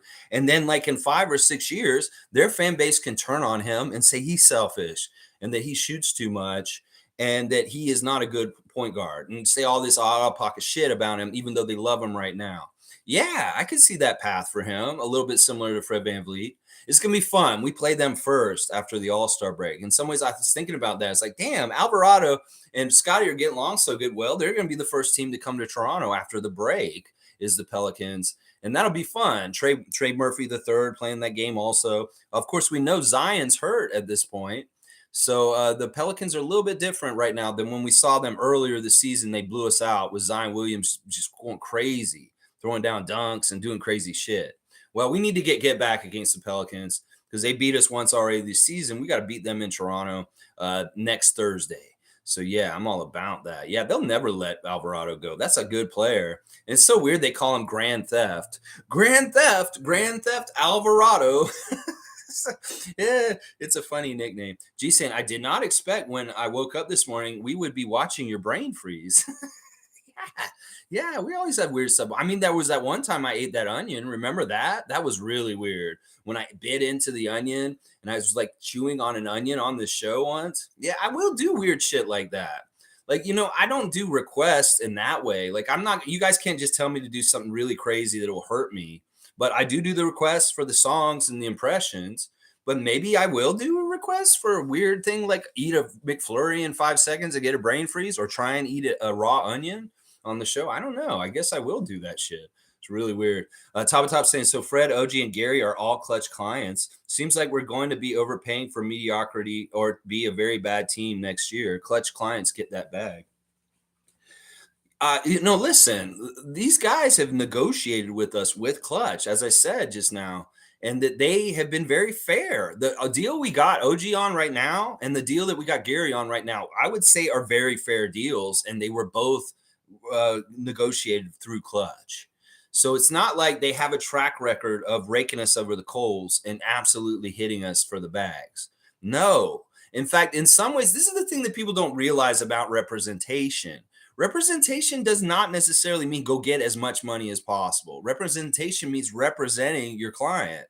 And your clients all are different individuals. They have different individual needs and wants and what they care about. Sure, some of these players may be like, I want to go for the biggest bag and be cutthroat sharks in the negotiating room and get as much money, bleed them dry. But some of them may be like, I really do value this in my priorities, as I tried to illustrate with that fake phone call acting like Fred VanVleet. That, and honestly, if I really thought about Fred's things that he cares the most about from what I know of him, number one is his family, obviously. And that's the most important thing for most guys down low is their family, especially their kids. You know, he cares what's going to be best for his kids. And obviously part of that is having money for them to have generation wealth. Sure. But it's also at the same time, Fred's thinking about they're in school and they have classes. And in some ways, yanking your kids out of the school where they have friends and they're used to it and they have a daily life and they're young is not very nice to your kids. You know, all of a sudden he's playing in Orlando and these kids have a whole new thing, or he's playing in Chicago all of a sudden. Well, it's uprooting your family. And sometimes that's not fun. If you don't uproot them and they stay here in Canada and they continue to go to school for the rest of the year and you're playing for the Bulls, that's not fun either. So that's what I got to say. They have the best interests of their client in mind. And if the number one interest is your family, in some ways, it does make total sense why Fred would say, I want to be a Raptor for life at the beginning of the season. Because he doesn't want Sana and Fred Jr. to have to go to a different school all of a sudden or get new friends or change and uproot their lives. And in some ways, that's what you got to balance. You got to balance uprooting my family, staying in a good situation, a situation that is known and you're established in, or going and trying to get a little bit more money for another team in a strange city with strangers around you that you don't know, that you don't totally trust yet because you don't know them. That's what I'm saying. You got to weigh all that. And when they represent the client, they have to represent the client as him and what he cares about. Not what they want to do, not what the money that they want to make. They're going to make fucking money anyway. LeBron and Rich Paul with Klutch, they're going to make money anyway. So in some ways, maybe because they're such a strong, good group, they would be able to give discounts in certain ways because they know their client wants that. So I'm trying to illustrate it. They're not just all money grubbing guys. Maybe it's true. Fred will try and go for the hugest bag. I may be wrong.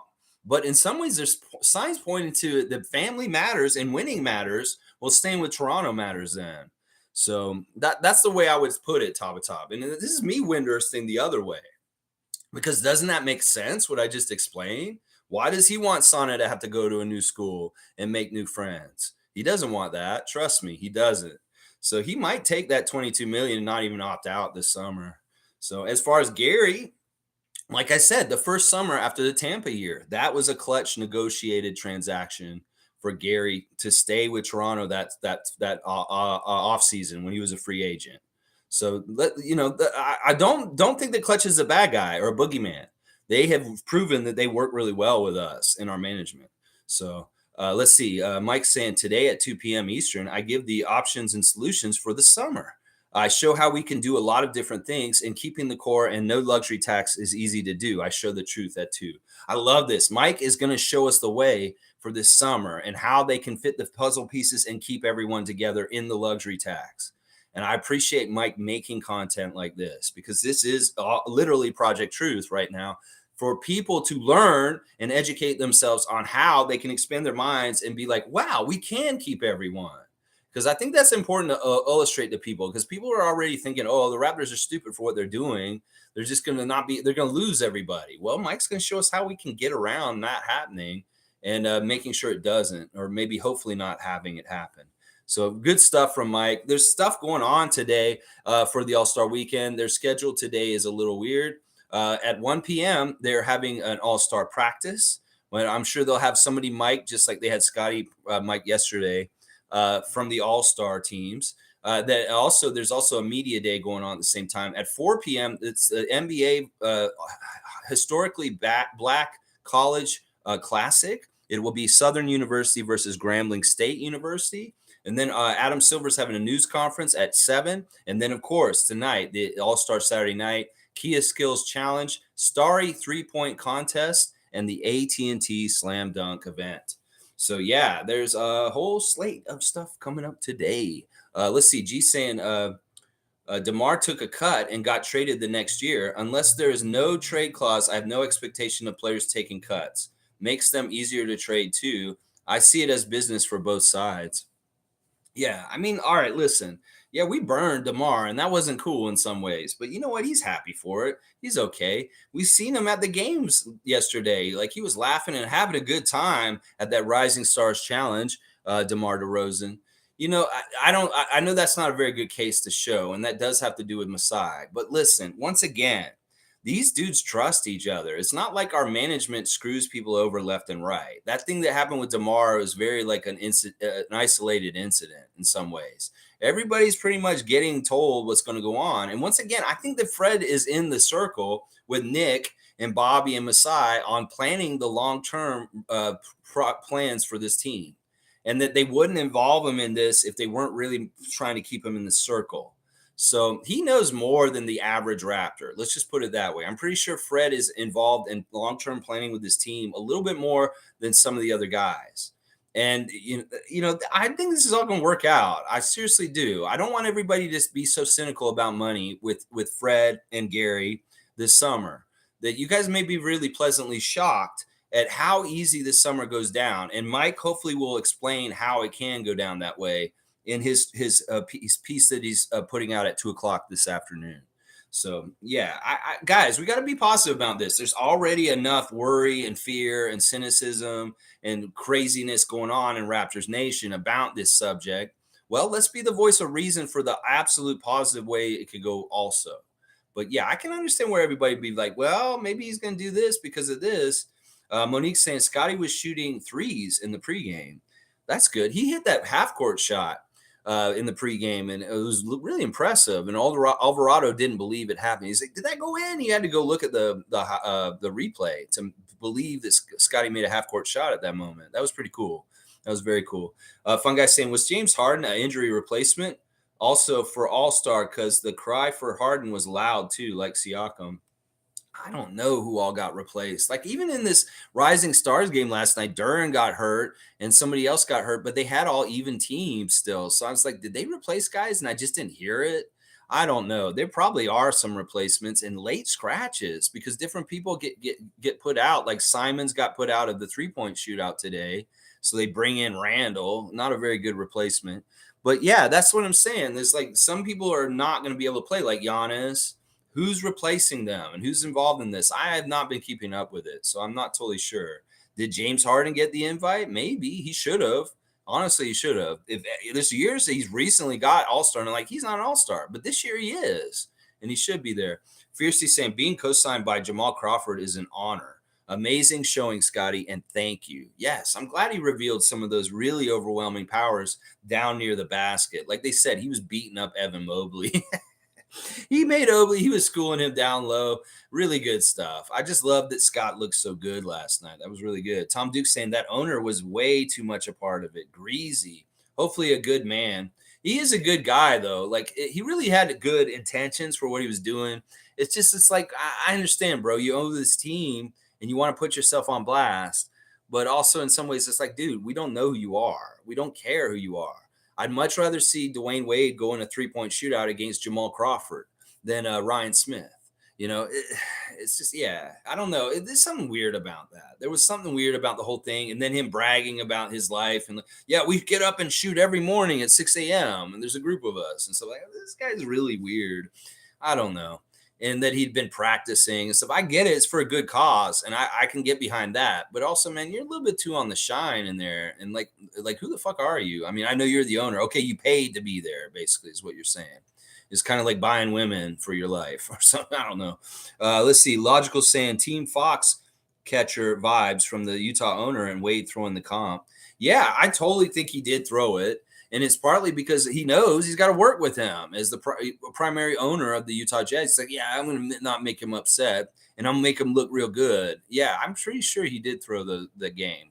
Because, like, in the middle racks, Dwayne was not trying. He was just, like, casually throwing it up. And it looked like Gabrielle was pissed at him because he lost. Like, they showed his wife, and Gabrielle Union was, like, looking like, something's wrong with Dwayne. Why are you losing to this guy?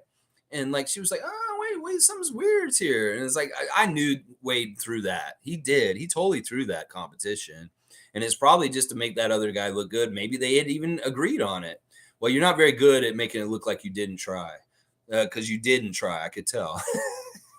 G saying there's a video of McCollum, Ingram, and Zion being interviewed, and all three had Toronto in their top 3 best cities to play in. Yeah.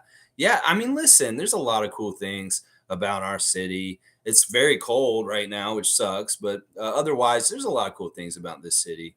And that's cool that those guys were saying that. You know, the Pelicans are a team that I respect and like. You know, I have more respect for Zion now, having seen him play this season.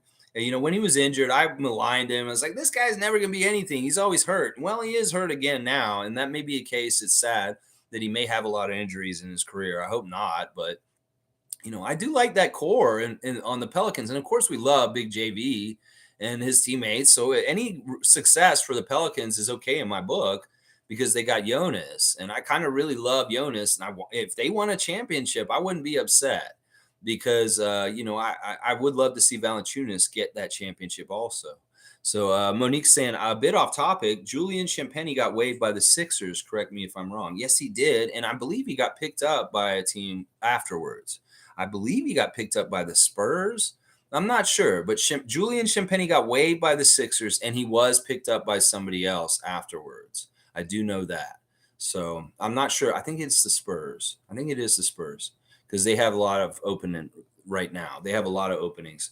Mike's saying, gee, that's interesting. It's clear Masai can support players well, managing images and growth profiles. Yeah.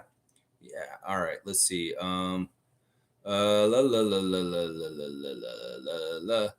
Greg is here. The Jubstown Clink is saying, my dad had a camcorder that was super convenient. All you had to do was split your VCR in half and sling it over your shoulder in a handy satchel. Then you hook that up to an enormous video camera. Well, he basically had the whole like truck that they had, the media truck with everything on his back. You know, you have to be strong in the 80s to have the equipment back then. Technology was not micro-sized at that point or light. You had to carry a lot, I'm sure. Let Me Cook's here. Let's see how he's cooking today. We need Zion, Ja, Ant-Man, Levine caliber players in the dunk contest to bring back the excitement to it globally. The players in this year's contest just don't move the needle for a casual fan, in my opinion. This is a great segue for me to dissect some of the participants for tonight's events.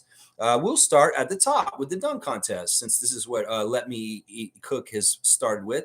Yeah, let's see. First of all, we've got 2 players from Atlantic Division foes, so I hate them already. Jericho Sims and Mac McClung. Mac McClung is weird. Like in that game, he tried to do that reverse, and I wish he had made it because it would have looked really impressive, but he didn't. I don't know. You can really tell that he's like an anointed, like underdog story. Like, you know what they're doing with Mac McClung? It's what they should have done with Fred VanVleet a long time ago. It's kind of bullshit. They're going to put this guy on blast, this little white guy, but they should have put Fred on blast for what he was doing. It was way more impressive in some ways, but they've just anointed Mac McClung, maybe because he's part of the Sixers, to become this little golden boy, like underdog kind of guy. And being in all this, he has a good chance to win this dunk competition tonight because it's sometimes very like impressive when the littlest guy does the most amazing things. Ask Spud Webb. But listen, I don't want him to win because it's the Sixers. Fuck them. And I don't want Jericho either. So we're looking at the other 2 guys. We got Trey Murphy III and we've got Kenyon Martin Jr. Now I can get behind either one of those guys in the dunk competition because I just talked about my affinity for the Pelicans. And, you know, I don't mind Trey Murphy III. I thought he played really well in the Rising Stars. He had a couple dunks himself. And there was a little bit of trash talking between him and Alvarado in that first game. But KJ Martin, in some ways, is my pick for tonight. He's the guy I like. And the part of the reason why is because he was part of the Rico Hines family last summer. He was there with the Raptors on all those clips from last summer, and he was jamming it on our Raptors. So in some ways, I have a lot of faith in him to win this tonight. My early pick was Shaden Sharp, but he backed out. If Shaden Sharp was in this dunk competition tonight, it would be better. But it's true what Let Me Cook's saying. We need better caliber players. The dunk contest is not incentivized in a way that's attractive to the best players doing it. Kobe, LeBron, Vince, these people would maybe do it or think about doing it if they had more to gain from doing it. They have more to lose from doing it than gaining from doing it. They have more to be chance to be humiliated. They could miss out on millions of dollars because they did something stupid in it, like John Collins trying to fly a plane and then fucking making it look like a Kitty Hawk and the Wright brothers breaking it and like just falling apart and just dissolving. Yeah, there was some very ugly slam dunk performances. Chris Anderson, the Birdman. There's a lot of really ugly things you can fuck up your career by doing the dunk competition. So that's why you don't get good names for it. You don't get big names. But I think that they need to figure out how to make it so it's more attractive to get better dunkers involved in it. But I think it's just gone worse and worse, the talent field they get for it. And you used to have way more dunkers. Now they have a hard time just scrapping up 4 to be in the dunk competition. Well, we'll see how much it looks like a fail. How many times these guys get chances over and over again and how bad they look. Let's see how serious they take it. Because in some ways, getting ready for the dunk competition takes work and practice. And in the NBA lifestyle, maybe you don't have a whole lot of time to practice the shit like Vince Carter did in Oakland and stuff like that. So it's not a good event. It's just not a good event. It doesn't have any of the illustriousness and prestige to it like it did when people like Jordan were in it. At this point, it really isn't a good event. And they've tried in different ways to make it better at different times with different varied success. But a lot of the stuff that they've tried has failed and made it look worse, whether it's like having dunk teams or, the formatting or how you can have this amount of time to try as many as you want within this time allotted. And that just means a lot of missed dunks in a hurried fashion that look really bad in all kinds of different ways. Yeah, the dunk competition is broken to a degree. But looking at that field, I'm going to pick KJ Martin. I think Kenyon Martin should win tonight. If not, Trey Murphy. Fuck the other two. They're Atlantic Division. I don't want no Jericho. Whatever. All right, looking at the three-point competition, they've had some changes with this. A lot of people are upset. They really should have put Yuta involved in this. So they really messed up by not having Yuta Watanabe in this. There's a couple other names that could have been in it too. Julius Randle is not a good replacement. As people have pointed out that his shooting percentage from 3 is not very high. So why the fuck is he in this? Seriously, why did you guys put him in that? All right, if I'm handicapping the field, I really hate Jason Tatum, so I don't want him to win. I don't think it's very likely that Jason Tatum will win this three-point competition. Usually a player like him does not do well. So I don't think it'll be him anyway. Then Tyler Hero is another guy. I do not want to win this three-point shootout tonight. He's too cocky. I don't want this win for Miami Heat Nation. And he's just annoying. So those two guys are really the only two guys. I'll say Randall too.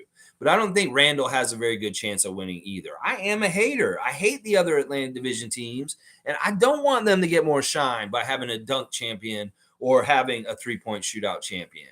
Obi Toppin pissed me off. So Julius Randle, I don't want him winning the three-point shootout either. But I would tell you, I don't think it's very likely Julius will win. Really, really don't think it's likely. It's almost like, Julius, you know what? Just don't waste your time.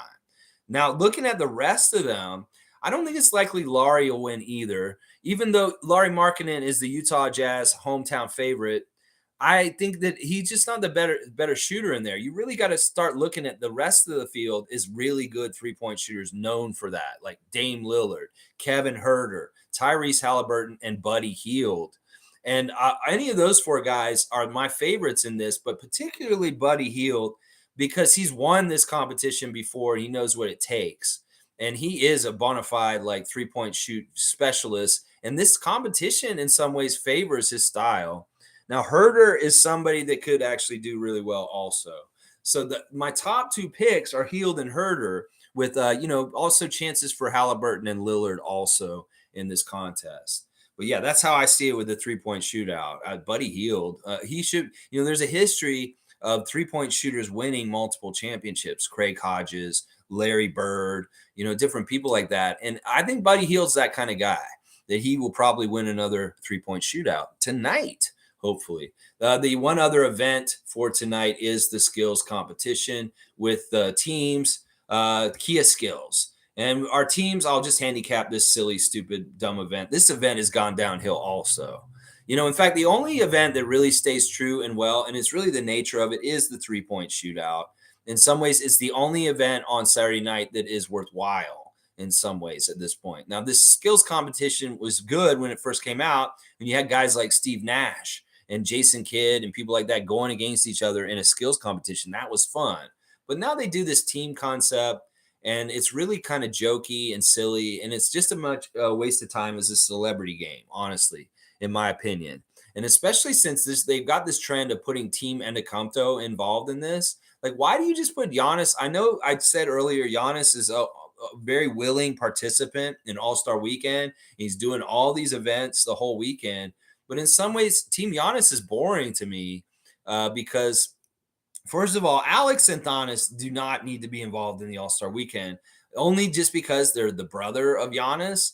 Yeah, it's silly. First of all, that's silly. And I'm also, what is their connection? I can understand this happening in Milwaukee when they have the All-Star break, that Giannis, you can do this. But it really should be like they have a Team Jazz, but they should have a team that's like, I don't know, an old school team with like old Jazz players or something, or I don't know. It's the Utah Jazz's weekend, not the Milwaukee Bucks weekend. So Giannis being so focal is weird to me in a way. But I guess the Jazz don't have a franchise player that can kind of do this for them right now. Team Jazz is weird. It's Jordan Clarkson, Walker Kessler, and Colin Sexton. I think actually out of these three teams, they may actually win just because of Sexton and Clarkson. They're more the guard kind of guys involved in all this. They're most capable. And we know the skills competition is about passing.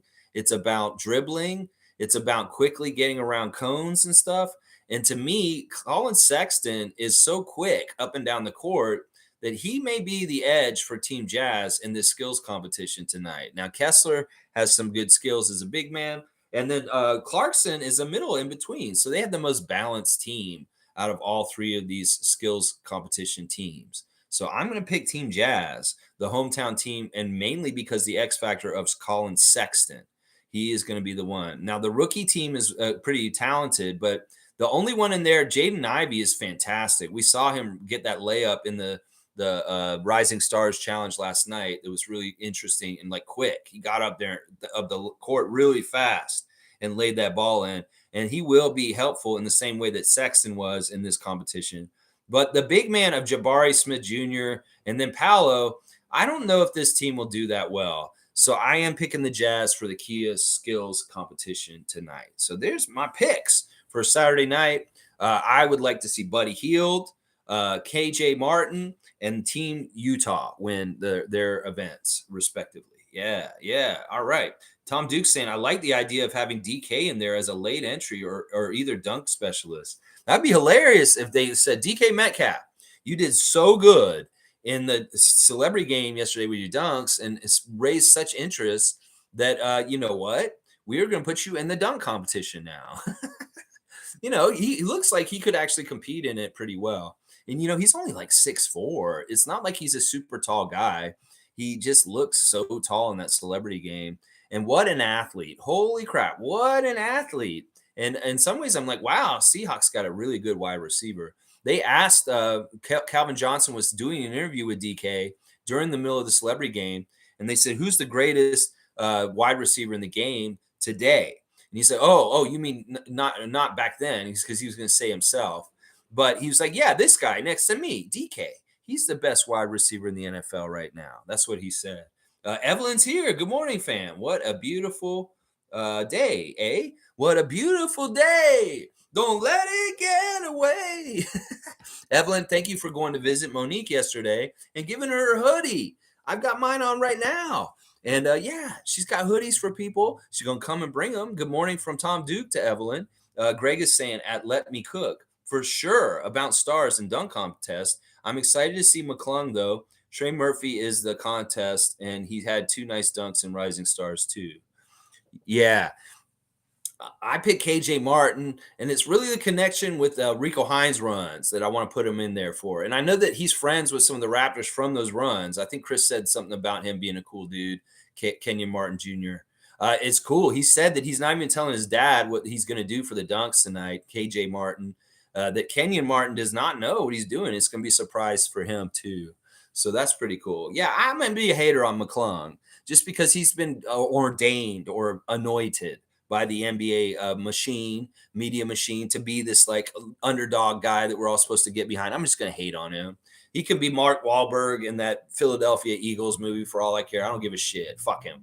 He's a Sixer, and he's just a little dude. He's just a little dude out there. And I'm going to be hateful towards him. Why not? Everybody else is going to shine on him and be so happy about him. Not me. No, I'm an angry, spiteful Raptors fan who will disdain any anointed golden boys by the NBA. Yeah, I give them the discount that they give Pascal Siakam to their preordained golden boys. So that's why I do it. Tom Diggs saying, looking forward to your video today from both you guys, Greg and Mike. Good stuff. G saying, what if Raptors become the Lakers of the North and Klutch helps recruit for them? Don't say shit like that. We don't want to have anything like that going on unless it's what Tom's saying. No, we don't want to be like the Lakers. There's nothing about the Lakers we want to aspire to be like. Seriously, they've been a dumpster fire for a while. And I have nothing I want to be like them with them. Now, if we do something like Tom's saying, this is the whole thing. And this is something people got to realize. You draft Bronny James, you may be getting LeBron James. And it's really who drafts him. It's not about like anything else.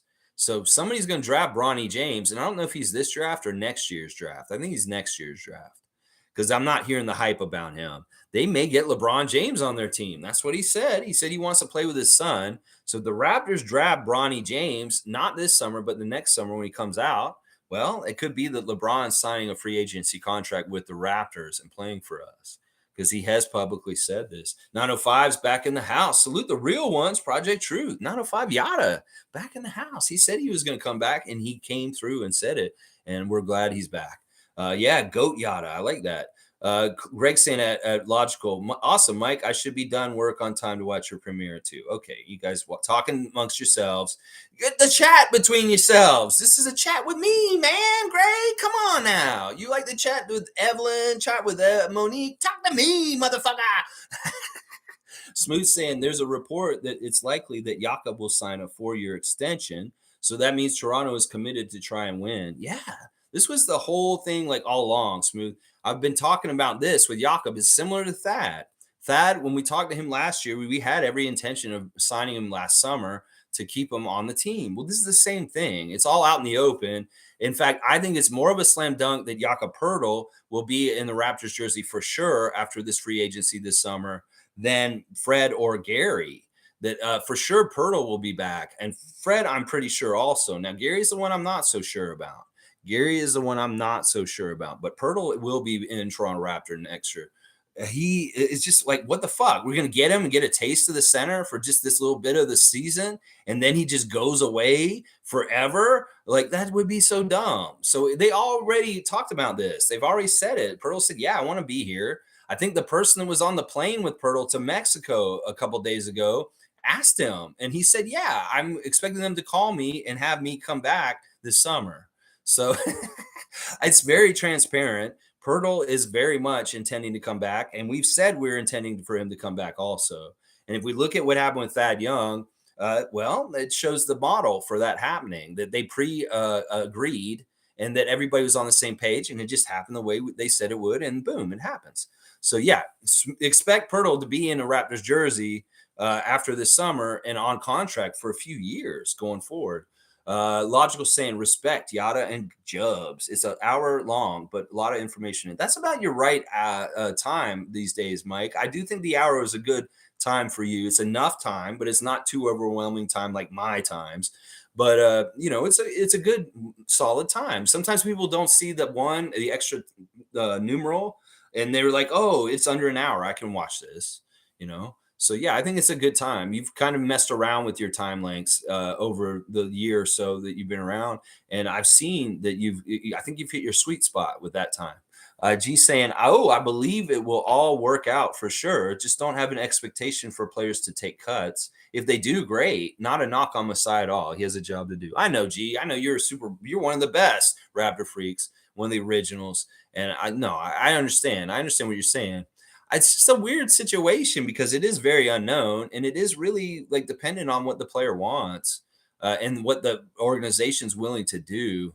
But yeah, I have full faith in trusting in Masai this summer, and that everybody's saying that all the tough decisions and the weird mess of this summer that's coming up, they're so scared of it. Like some of the ways the media portrays it, they make it sound like we're very inept and we don't know what we're doing.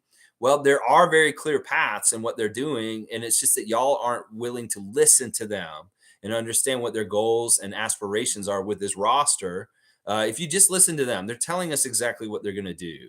It's a funny thing on Twitter when Masai says we're going to have patience, we're building on this core. He says it and then he does it, and everybody's mystified about what he's doing. He's telling us. He's straight up just telling us what he's doing, and he's not lying. He's just saying it. So just listen to Masai and what he says when he does interviews, and you'll understand what direction the Raptors are going in because he's very upfront and forthright.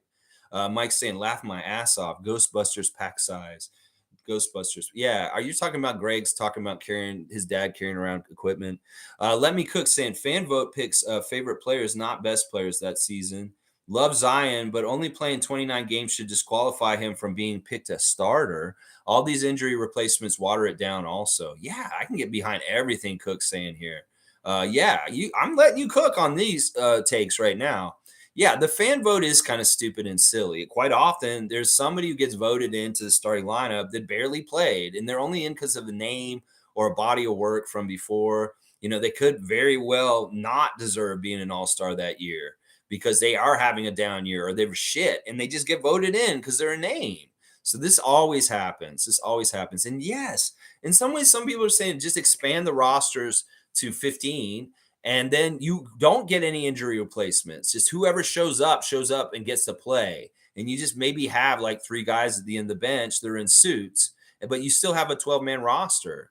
And instead of like making it like kind of sullying or insulting your replacement, Siakam, you just get them all in a row at once. Because in some ways, I think that would fix it. Is like expand the rosters to 15, get an initial 15, and if there are injuries, well, just play within who you have healthy and don't add anybody. I think that's smart to do it that way in some ways. Does that seem like a logical way to fix it? Let me cook. I don't know. Speaking of like picking the teams, they've announced yesterday that to pick the teams tomorrow before the game, they're going to pick the reserves first because they want to avoid this whole last guy pick thing. And they realize if the last guy's picked is from the starters, then they kind of get around like making it like sullied. But still, there's going to be two people that are going to be picked last. There'll be the guy who's picked last for the reserves right before the starters are picked. But then there will be a starter that's picked last also. You can't get around this. If you're going to do schoolyard picking, is always going to be somebody's going to be picked last, NBA. And it's like you can mask it by putting the order in different ways, but we're all smart. We're going to be able to tell who was the last man picked, and it better for damn sure not be Pascal Siakam, you motherfuckers. You pick Siakam too far near the end, I'm going to be pissed at y'all. At least show him the shine and pick him the way he should have been picked originally just to be on the team. So, yeah, it's going to be weird tomorrow, the whole live picking. And it kind of has the elements of drama that it could be a little bit like WWE in some ways because of reactions and maybe the choices and what happens in it. It could be a very interesting part of the entertainment this weekend, the actual picking of the teams. Now, handicapping that going into it is LeBron is very good at this and Giannis is not. And it's been reflected in how the teams have done in the All-Star weekend in the years since. It's crazy that it's been those two against each other. It's just like Cleveland versus Golden State in the finals every year for a couple of years. Well, Giannis versus LeBron at the All-Star every week, every year. And what happens is LeBron picks strategically and positionally and builds a really solid team. And Giannis picks from his heart. He'll pick Chris Middleton first. And then he'll pick another Bucks teammate is the first 2 picks because he's loyal. And in some ways, that's very hard, a nice thing to do, but it's not smart strategically. It's kind of like me with my fantasy team. I picked Scottie Barnes at like 4th, and the whole league when I should have been picking somebody like LeBron James. But that's the way Giannis picks, and that is why he always loses in the All-Star. He builds a bad team from the picks right away. So he's destined to lose. Although he's saying that he's more competitive this time and he really doesn't want to lose to LeBron again. That this is one of the most important things about this weekend is he has to beat LeBron in the All-Star game this time. That he's sick of losing. Let's see. Fiercey is saying Kevin Love might be going to Miami. They're the strongest contenders. I can't wait to face off the Cavs in the playoffs. I'm manifesting it and calling it. Ooh, Fiercey wants that smoke with the Cleveland Cavaliers, and I'm with her. I have no problem playing them. It'd be fun. It'd be fun to beat their ass. I don't like this idea of Kevin Love going to Miami. I heard he was getting bought out by the Cavs. In some ways, I thought that was weird because he is such a vet on their team and he is a linkage to their championship from before that they're letting him go. In some ways, he's very smart and he's very capable and he's very good for this team. It's just weird to me. He has a really good chance to win on this team now. I don't understand why he would want to leave, but he is. He's getting bought out. And if he goes to Miami, that is a good spot for him, but it's not good for us. And I don't want that because that really does help Miami. That really, really does help Miami because they don't have very good big men. And if they get Kevin Love on their team all of a sudden, that will make the Miami Heat better and have a better chance in the playoffs. So Cleveland, you're idiots. You shouldn't have let go of him. If you just had to because of salary reasons, I understand. But why? This is really dumb because he's like a veteran leader on your team. He's an underspoken part of your bench that makes it good. And you just got worse losing Kevin Love. And you might have just handed a conference foe a really good, powerful component to making them way better. Yeah, really dumb move by the Cavs. And if this is true that he's going to the Heat, that's not good. That's no good because that makes the Heat better. And you're idiots, Cavaliers. Once again, you dumbasses. Monique's saying, see how much spotlight Scoot got last night? Yeah, not totally deserved because he did not shine in that game. He didn't look good. He had a little bit of cool dribbling and a little bit of attacking the rim, but I think he looked better last year in the events than this year. Yeah, that G League team didn't look good overall. And you know what? They divulged last night, finally. I did not know this. I've been saying this all year, but they didn't make it clear until now. Kenny Lofton Jr. is not Kenny Lofton, the baseball player's son. I just assumed that. Scottie Pippen Jr. is Scottie Pippen's son. So why wouldn't Kenny Lofton Jr. be Kenny Lofton's son? No, he's a mailman's son that was named Kenny Lofton and not the Atlanta Braves center fielder that played in the MLB. So he's not the son of Kenny Lofton. It makes sense because he doesn't look anything like him. So it's like, wait a second, that's Kenny Lofton's son. He doesn't look like him. He's like big and fat. And Kenny Lofton was like very skinny. And, it just doesn't look like him, like feature wise either. And I was like, this makes more sense now. And I'm just glad that an announcer finally made that clear in the game last night that Kenny Lofton Jr. is not the son of the Atlanta Braves center fielder. That is just an ordinary guy that was a mailman that's named Kenny Lofton Sr. that is his dad. So I'm just glad they cleared that up. It's so stupid. Like, I really did think that. And maybe the NBA wanted us to think that or something. I don't know. It's crazy. Let's see. Logical saying, not going to lie, Agent does sponsoring stuff too. Klutch has reach with different companies. Fred probably looking at making more money off court money with Klutch could be the thing. Boom. This is a great reason that Mike has put forward for why he would maybe get with Klutch. Maybe he wants more McDonald's bags or Canada Goose bags. He's putting out a lot of stuff this year of him with brands that Freddie has very much been in advertising for Canada Goose and other big companies around Toronto. And that maybe Klutch, that's a big part of it, is Klutch is really savvy. And those contracts may be negotiated like for higher amounts because Klutch is representing him.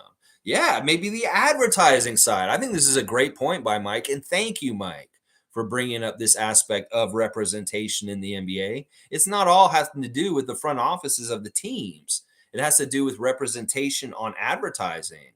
and things like that too. Bam. Nameless saying, Yada, welcome. Let's fucking go. Bam. That's right. I guess real recognizes real. Nameless is seeing a name from other Raptor spaces. Finally is here with us in the Raptor Free Cult here on the live stream, and he's happy to see a friend. This is cool. It's like you go to camp and you see your friend at camp. Oh yeah, you're here. Yeah, you're at camp. Kareem's saying, so Moses Brown has been waived. I really think we can use his presence off the bench. Only cost like a $25 Timmy's card. I don't know if that's true. 7'2", 23 years old, and loves to protect the rim and grabs boards. You know, this is somebody that y'all have put in front of me for about a year or so. Pretty much since the beginning of this channel, we talked about Moses Brown and the possibility of him being on the Raptors. We saw him at Rico Hines runs last summer, running a bit there. You know, there's different things about him that are interesting to me. But you know what? I'm going to say this about Moses. He's slow. He's too slow, man. I don't like him in our team because he's not going to run like Koloko and Pirtle. That we've got these mobile big men, and sure, we need centers, but we don't need somebody that's so big and that's so slow.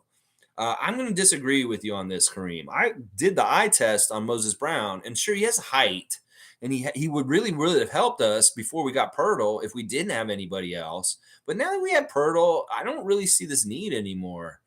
Maybe if he is worth just $25 Timmy's card, yeah, okay, we can do a flyer like that.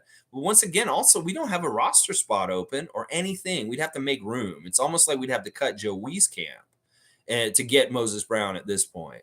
So I wouldn't hold your breath on this one. And once again, he's been passed around from team to team, and he didn't really stuck anywhere. That sometimes tells you something. That Moses Brown is not working out because he's been shuffled around all over the place. I think he was on Dallas for a while. He's been in Oklahoma City. Now he's been with the Clippers. You know, he's not sticking. Let's just put it that way. And there may be a reason why. Isaac's saying, I thought Mac McClung looked slower after that missed dunk. May have tweaked something. You know, I don't wish bad things on him as far as that. I want him to be able to compete tonight and look healthy and put on a good show. I just don't want him to win. And I'm hating on golden boys like Jason Tatum and Mac McClung. As soon as the NBA is like, ooh, you should like him, or they market him towards us and like, ooh, this person. Motherfucker, why didn't you do that for Fred back in the day? Why don't you do this shit for Pascal like you do Jason Tatum? I'm a hater. And, you know, I'm going to hate on those kind of things. The NBA preordaining golden boys, fuck that shit. Yeah. Let's see. 905 saying, what up, nameless? Peace. Yes. Cowboy saying, good morning, Lex and Raptor Freaks. That dunk by our big man, Scottie, was a thing of beauty. Wish I could stay. Got to go. So see you guys Sunday. Everyone have a blessed day. Let's go, Raptors. Bradley is always working. Ta-da. They will come and help you at your house. You need painting, cleaning, moving, cleaning on your roof, whatever. Brothers Tada will help you. They're in the phone book. Look up Tada in the phone book. Bradley, be careful. As always telling you that. Wish you could stay too. We'll catch up with you soon enough. Nameless is saying, good to see you here where you belong with the freaks. Yes, that's right. Once you find us, hopefully you'll continue to come. 905 saying, hell yeah, I'm Nameless. Glad to be here as well. And big facts, Mike. That's an aspect the casuals ignore. Yeah. I mean, the negotiating with the GM office is maybe like a very small percentage of all the services and things that Klutch would do for Fred. And, you know, that's an important thing to distinguish. And what people are thinking about with Fred getting with Klutch all of a sudden is this may be outside of basketball stuff, why he got them, that he really wanted to go bigger time and get more on a bigger level in some ways. Let's see. Evelyn's saying, hey, Bradley, what size are you on the hoodie? You're getting a hoodie, Bradley. She's going to come and find you. So you might get a call, Tada, and it'll be Evelyn. Evelyn will be like, hello, Tada. I need you to send Bradley over for a job. And they'll be like, okay, what's the job? It's like, don't worry about that. I'll tell him when he gets here.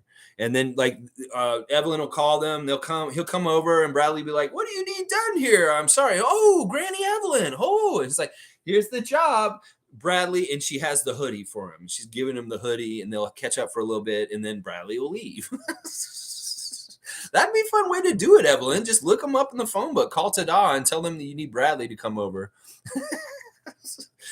G saying, good point, logical. It's a very good point. Like Mike is very on point with a lot of the stuff he thinks about. And this is a very good point for people. All right, Stillman65 saying, one thing I love about Jakob is the fact he's only 27 years old and still has a lot he can improve on, like Pascal. He's not a finished product.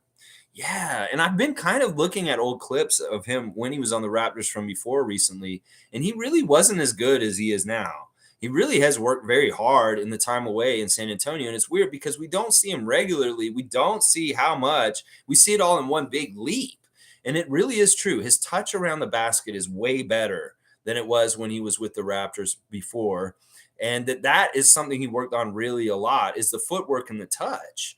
That he's very, very measured and capable and confident. And when he was in his first 2 years with the Raptors, there was a little bit of inconfidence as far as he's not established. He's new. He's figuring things out. He may be a little awkward still because he's younger in his younger frame, and everybody's a little more clumsy when they're younger, and they get older and they get a little more used to it. And so in some ways, that's part of it too, is that he's grown into not being so clumsy with his frame as he's gotten older too. So his footwork, touch, and those kind of things is really huge difference between him. And then obviously being smarter and just being a student of the game, he's constantly learning. So he's just smarter at decision-making in the instant when it comes to team defense and positioning for rebounding and stuff like that. So there's so much to like about Jakob and the potential. And like you said, his age is very attractive because he can continue to get better still. Excuse me. All right. Gubstown Clink is saying, at Raptors super fan Monique, yeah, Scoot got all the hype for sure. I was happy Leonard Miller hit a bucket. 905 host Ignite on March the 6th. Be there. Yeah, Leonard Miller looked good. Like, honestly, he looked so much taller than I swear he's grown even more. Like, since I scouted him last summer when we were talking about him in the think tank last year, we did a thing on Leonard Miller and whether he'd be good to come to the Raptors. Well, he wasn't ready for the draft. He opted out and came back and went to G League Ignite instead. He seems really tall. Like, he looks so close to 7 foot and he looks so long. And the stuff he was doing out there was very interesting. He very much was one of the better players on that G League Ignite Rising Stars team. And I was really impressed with him. I thought he did really well. And I like him a lot. In fact, he impressed me more than Scoot did, Leonard Miller. And I really like what he did out there, Greg, for sure. Okay, so Ignite are going to be there on March the 6th. I think Tom's saying he's going to be here around March the 20th, and that he wants to go to a Skyhawks game, I think right around then, a Skyhawks versus 905, Greg. So hopefully we can come out there and join you at the table when Tom gets here. And then we're going to try and go to, I think, the Pacers for the Raptors, too. We were kind of planning this the other night. I think that's right, Tom. You're here. You can confirm that. Let's see. Shirkan is here. Shirkan's a rising star in the Raptor Freak family. We really love what Shirkan's been saying the last week or so. What do you think about the news that MLSE is probably thinking of offering a 4-year deal to Pirtle? I think it's awesome. I think it's brilliant. And I think it is exactly what we should do. It's a slam dunk. I mean, you can't go wrong with this. This guy is he's built in the same way that Fred and Pascal are. He's constantly working. He's constantly improving. He's not going to get the money and then like get lazy. And that he is the guy who comes at the game with the right attitude to try to win. In fact, in some ways, it's really weird. Like Fred, Scottie, and Jakob really are birds of a feather. That they really are all about winning. And they sacrifice everything about themselves for winning. That's all they care about. And that in some ways, that when you have that same kind of goal and philosophy, it's very similar to what Fred and Norman had when they were on the team. That they found a fast friendship because they found a lot of similarity in their philosophy about winning and wanting to win and how they played. And this is what really quickly bonded Norman and Fred, is that they were on the same page in this. They talked about this in the last year. And that I think that in the very same way that bonds Norman and Fred with that similar outlook, it does the same thing for Jakob and Scottie also. Scottie is the latest one to this. We already knew Jakob was like this. He's been in San Antonio and been on like a 300 team for the last 3 or 4 years. He's starved to win. And I think that this is something understated about Jakob Poeltl being on our team, is that he's a winner. He likes winning, and he has been losing a lot in recent years. So he has a lot of built up gumption to want to win. And he knows how to win. It's just he hasn't been able to because the team in San Antonio has not been that talented. So they won because of him. And often they lose in spite of him because he actually really does try and stop them from losing in all the ways he can. But there's just a certain amount you can do, and San Antonio's just going to continue to lose. Well, now he's on a team with a lot of support and a lot of chances to actually really win. So don't underestimate the incredible appetite that Jakob has right now to win a lot of games because he's been losing a lot of games in the last couple of years. And couple that with our anger and angst about having a bad year this year with our record already. Yeah, this is going to be a very powerful combination of really strong perseverance and will to win going for the last 20 or so games the rest of the season. So I'm really into this offer. And yes, 4 years is fantastic. If we have a center locked down for our franchise like him, this just takes a huge void and thing we've lacked for a couple of years now. And we have security in it that we have this dude. And honestly, he's going to win us championships. Pirtle is a championship center. And he's going to win a championship while he's on this contract. I'm going to predict this right now. And y'all can even listen to me and you can play this later when I get this right. I'm going to predict if he signs a 4-year contract with the Raptors this summer as a free agent, that the Raptors will win a second NBA championship during the contract that Jakob is going to sign this summer. I'm going to predict that right now. I'm serious. If we sign Jakob to a 4-year contract this summer, we're going to win our second championship during that 4 years. Watch. I'm going to say that right now. Everybody's going to think I'm crazy. 905 saying, seeing how Pop really developed Yak into an amazing passer. I would love to see Yak in the high post more. Reminds me of that as in he reads the floor in the high post really well. Yeah, he does. But you know what? He can do it in the low post too. And in some ways, it's better for him to do it in the low post, but maybe not. The thing about the high post is that he has to put the ball on the floor if he wants to get into his range to really get to the high percentage where he shoots. Because even at the high post, he's not a good shooter out there.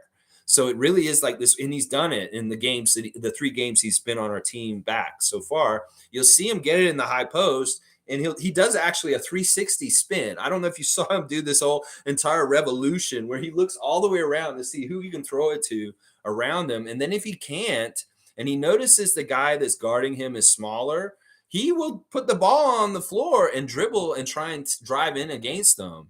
And in some ways that's good because he can do it, but in some ways it's risky. Because as soon as Pirtle puts the ball down on a dribble, it can get stolen. It can get messed up because he's not a good ball handler overall. And it's risky. So in some ways, it's smarter to have him in the low post doing the same thing because he's in his range already.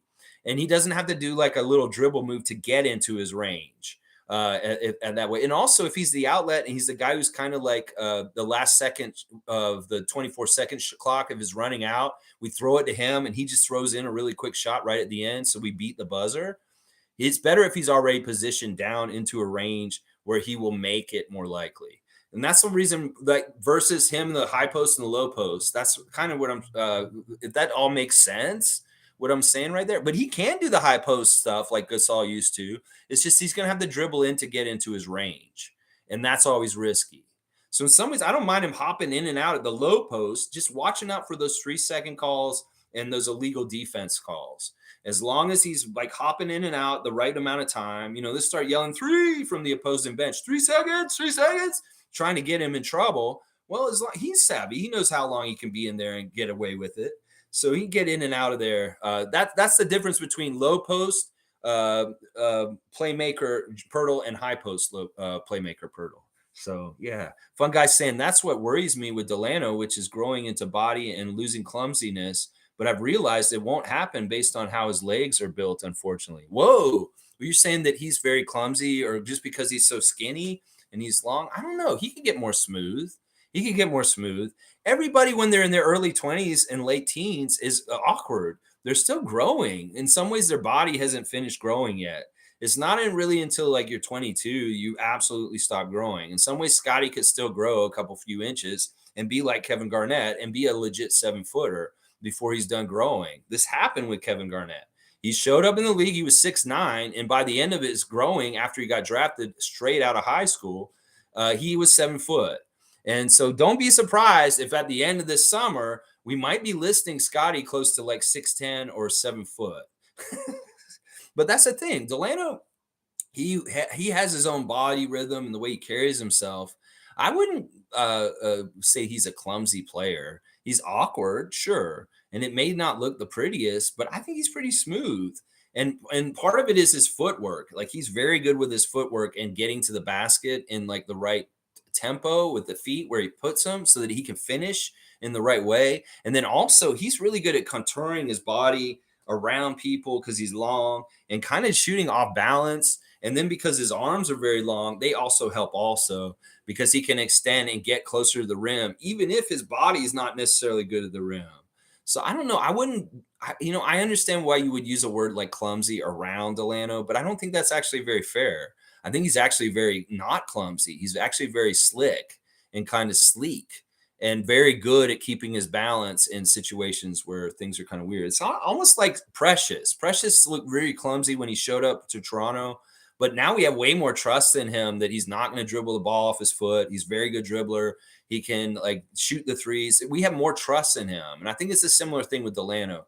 It looks ugly. It looks a little like chaotic, but it's actually very on the down low controlled in some ways. G saying, I swear Scottie has grown even more too.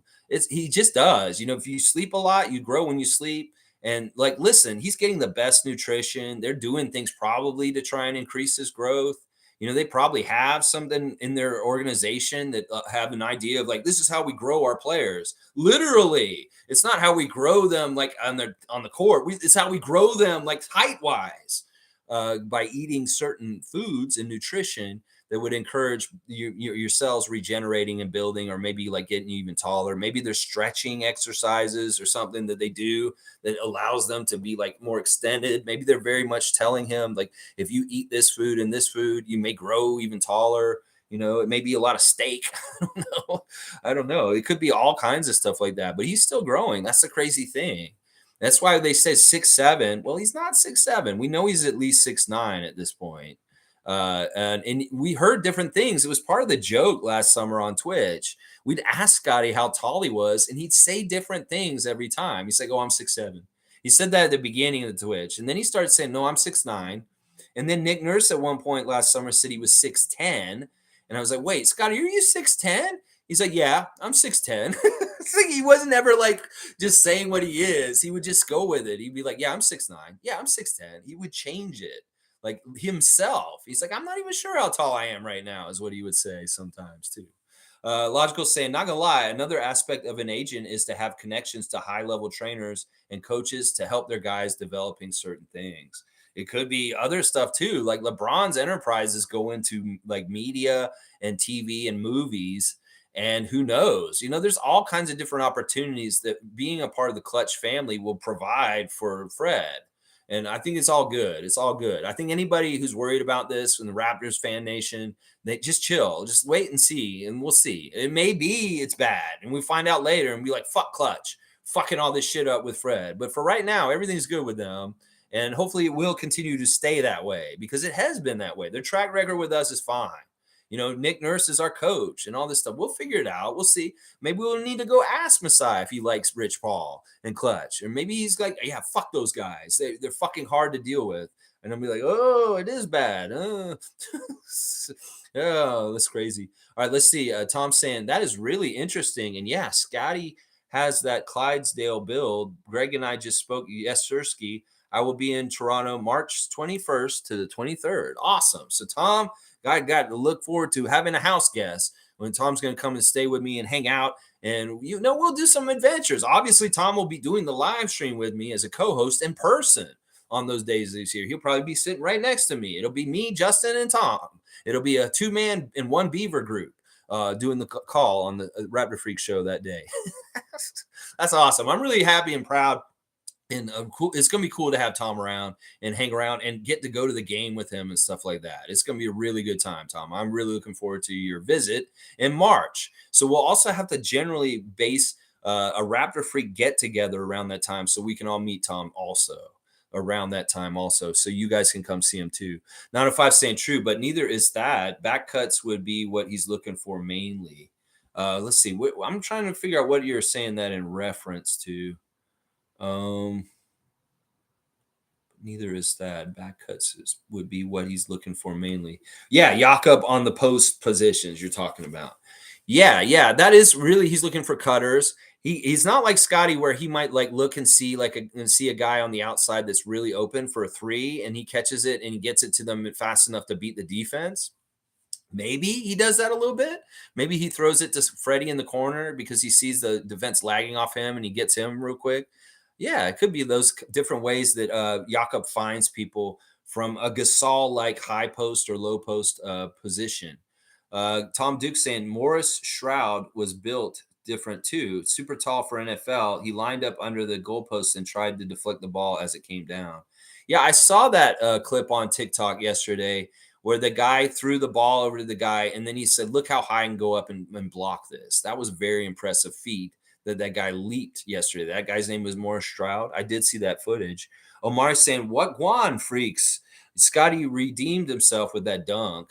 Yeah, he redeemed himself for all-star like notoriety. I think that going from missing bunnies with Tyrese Maxey and saying I want to hug you, and him saying no, don't hug me, to this year getting compared to Kawhi Leonard by Jamal Crawford, that is a big deal. And everybody's going to hear that and they're going to like see that. And then they're going to be like, oh shit, maybe Toronto does have something good going on up there.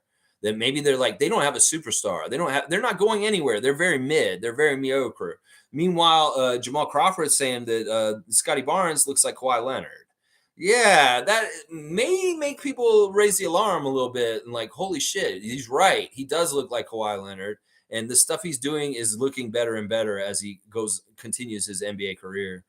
Fun guy saying, well, you know what, Lex? That's what makes Jakob special at center position. His IQ is so superior to his ball handling that he dribbles in such advantageous ways, spots in the paint. Well, that may be true too. He may know how to go or when to go. I'm just saying that the risk is there. It's always risky when a 7-footer is trying to dribble the ball on the court. They're just too tall. And if they're not quick enough, a quicker little guy will come and take it, Muggsy Bogues. And that's just how it is. It's always been that way. That's why it's risky for people like Chris and Jakob to bring the ball up the court. And I never like seeing that. But yeah, Jakob's IQ is fantastic, honestly. And that was something that kind of was like shown in Scottie's interview yesterday when he talked about Jakob. He said he's so smart. He's got such a high IQ. And well, that's the thing. He's going to teach him stuff. And in some ways, Scottie may teach things for Jakob in reverse. So, but definitely Jakob's going to teach Scottie things. And they will be things that Popovich taught Jakob. So in a direct link, Scottie's getting tutelage from Greg Popovich to a degree in some ways. So it's going to be very good. Sheer Constant agree with the championship window. Give this roster 3 to 5 years, almost guarantee a chip with big super teams aging out. Suns, Lakers, Clippers, Sixers, Heat, all going to be rebuilding after 3.5 years. And the fact that Masai doubled down on this team, this trade deadline, and believed in them is going to really show that he was smart in the years to come. Because if he had blown it up and done things, we would have been mid much longer. We're going to actually be really good starting next year. Actually, right now, we're starting to be already good. This is we got to make up ground that we lost this season with a bad record. Next year, with a clean slate, look out. And I'm telling you, this is serious. You have a center on the Raptors now. This was our biggest problem for years now, and the reason why we weren't as good as we could be, and we still were pretty good. So that's what I'm saying. This all points to the Raptors doing big things, and especially with the high IQ, really smarts of Fred and Jakob at the 1 and the 5, that you can't go wrong. And then you have really super talented, good, spongy, like young players like Scottie and Precious and Koloko. Yeah, this team is going to be very good in the next 3 years. And that's why I'm saying that the Jakob contract that gets signed this summer will be a contract in which the Raptors will get their second NBA championship. That he is that kind of player coming here. Seriously, he's the center we needed, and we got him back, and it's time to go get Larry again. Mike's saying, I show how that works in today's video and talk on the window and spending strategies depending on the team's progress. This is awesome. See, Mike's very timely with this stuff these days, and I like that you're picking subjects to kind of go after like the topic du jour of Raptors Nation and maybe what they're having consternation about or something like that. You always pick something that's helpful in the information fight. in Project Truth. And I appreciate that, Mike. I'm looking forward to your piece today. And Greg's laughing out loud. It's going to be fun. We'll get out there with Tom near the end of March and come see Greg out there in Mississauga. It'll be easier to, like I said, Adriana comes from so far out. In some ways, her being involved in the whole thing makes it really hard to get out there just because she's already coming really far just to get to me, because let alone to get to Mississauga, because she probably lives in Durham region. Let's just put it that way, Greg. So yeah, I come out there with Tom, and hopefully we can come and see you on a College Park Skyhawks game that's right around that time. That's what I think Tom was saying the game is. Fun guy saying the breakdown of Scottie's height is as follows. And when he said 6'7", 6'9", 6'10", they've been right in some aspects. So Scottie weighed in at 6'7.5 without shoes, and 6'9" is to 6'10" with shoes being alluded to. I think it's also that was his pre-height for the draft, the 6'7", and I think that he's grown. Like seriously, he's grown. We know he's bigger. We know he's bigger just from his rookie year into his second year. So I'm pretty sure he's closer to 6'10" than any of those numbers at this point. And it may be hard to figure it out because of his poofy hair, but I'm pretty sure that he is he's still growing, and that by the end of this, he'll be closer to 7 foot than people realize. Yada's saying he's actually fairly good at finding the corner when he's driving. He's usually looks to dump it off to the dunker spot or kick corner, which I have no complaints about. Yeah, he's just having another great passer or good vision on the court with the other ones already there. It's just going to make our passing and assist numbers go up. So Jakob, yeah, you know what? You're right. In San Antonio, I didn't watch him enough down there, but I'm sure he had to do all that kind of stuff with people like DeJounte and Keldon Johnson and different people in the recent years, even DeMar. So yeah, everything that Jakob's going to do on offense is like, he doesn't have to score like 30 points like he did in the last game. He can be very much a focal point without scoring at all. And that's something that people need to realize. A lot of casuals are already saying, oh, he's got to average this all the time. It's like, no, it doesn't have to be that way. Seriously, he could average like 6 to 10 points and still help us win every night. So, all right, let's see. What is this? I don't want this. Get out of here. All right, let's see. All right, my guy, off to see Mary Jane and watch a movie since Ant-Man was so disappointed later. You saw Ant-Man, it wasn't that good. You're going to go see a better movie. All right, fun guy, I like that. And 905 Yada saying Afro Scottie's 7 foot already.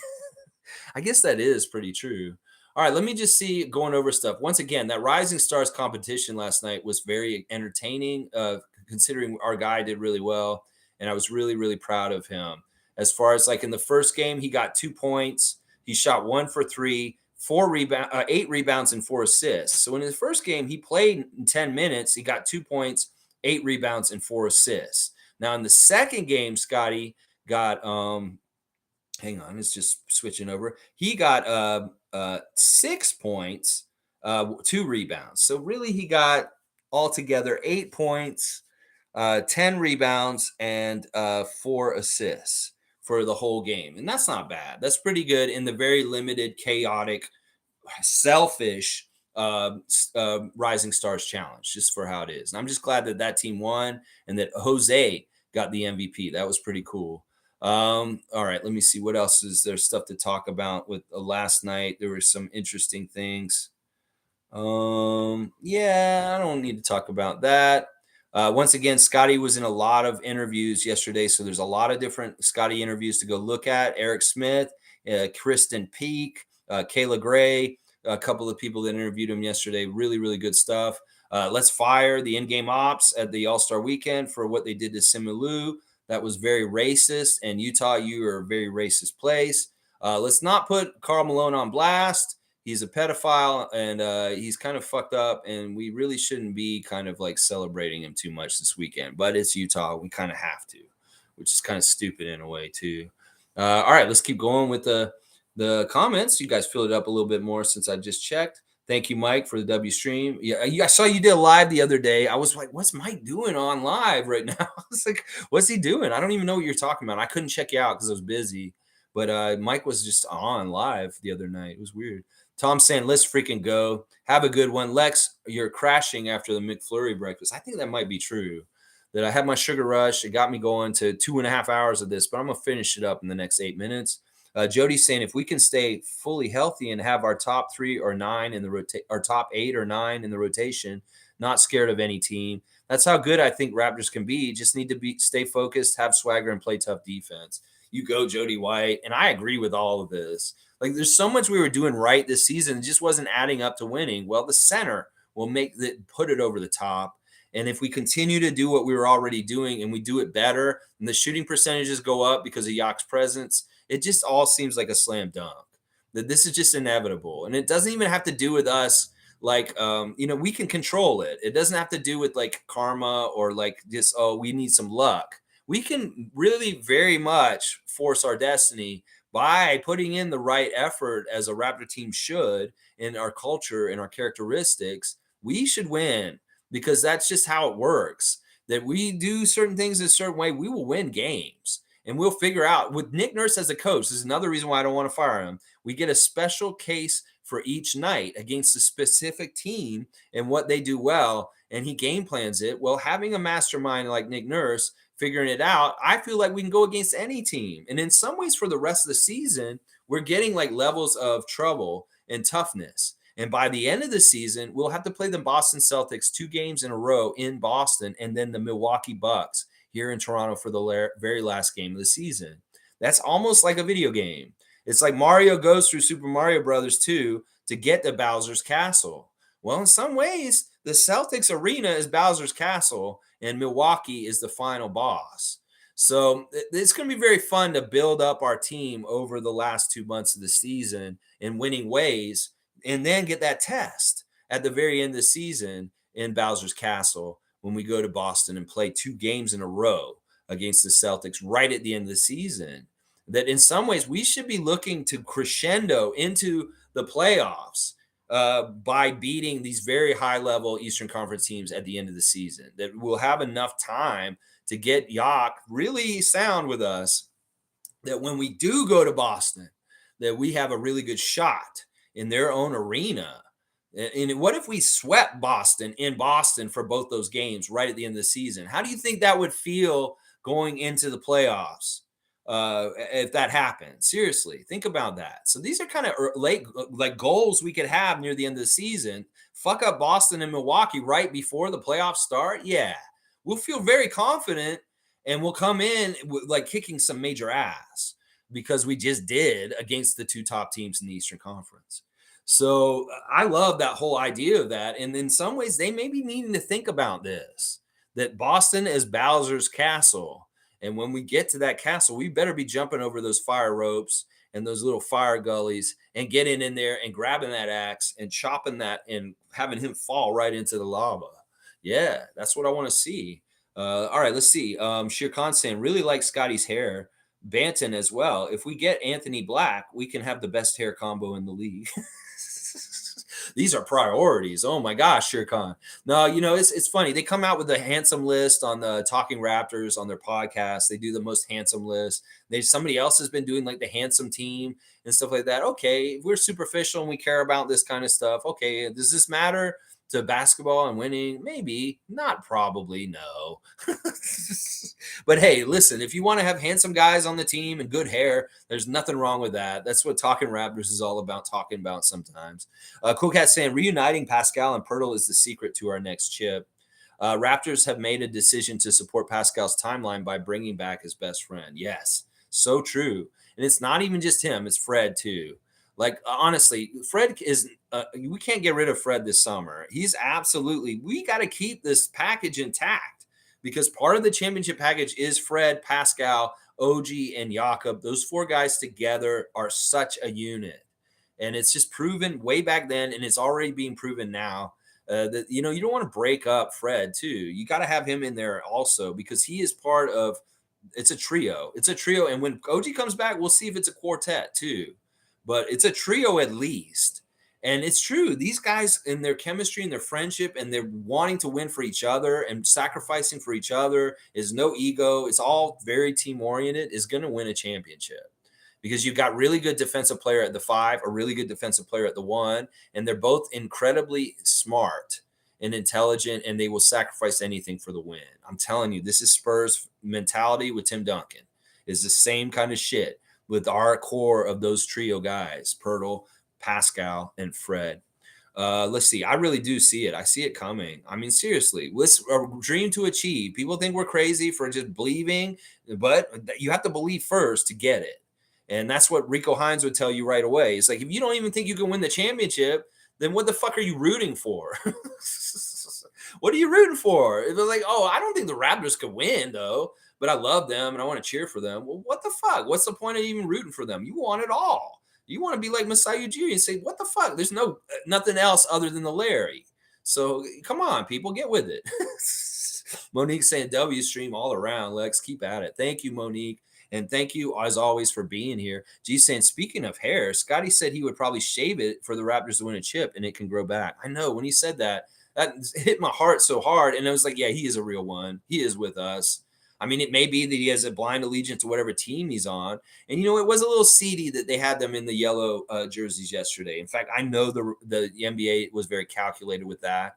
There is green in that jersey. If you look very closely, there is a Utah Jazz jersey from back in the day that had yellow, purple, and green. But that green is not very overstated. And in some ways, that jersey does look a little bit like a Laker jersey. And some people were making a big deal out of that on Twitter last night. Scottie in a yellow and purple jersey.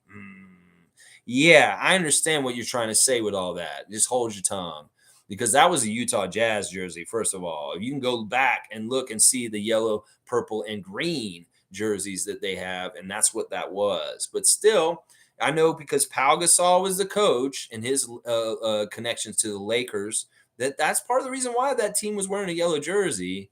And then now there's all this footage of Scottie running around in a yellow jersey from the skills competition or the Rising Stars competition last night that Laker fans can more easily like put shit up with him in a Laker jersey is basically the effect of that. So in some ways, the NBA is putting overtures out there about what they want. And fuck you. He's not going anywhere. Hopefully he'll be a Raptor for life. But yeah, I hate seeing that kind of shit and know that is a little bit of them trying to be manipulative. Fuck faces. Let's see.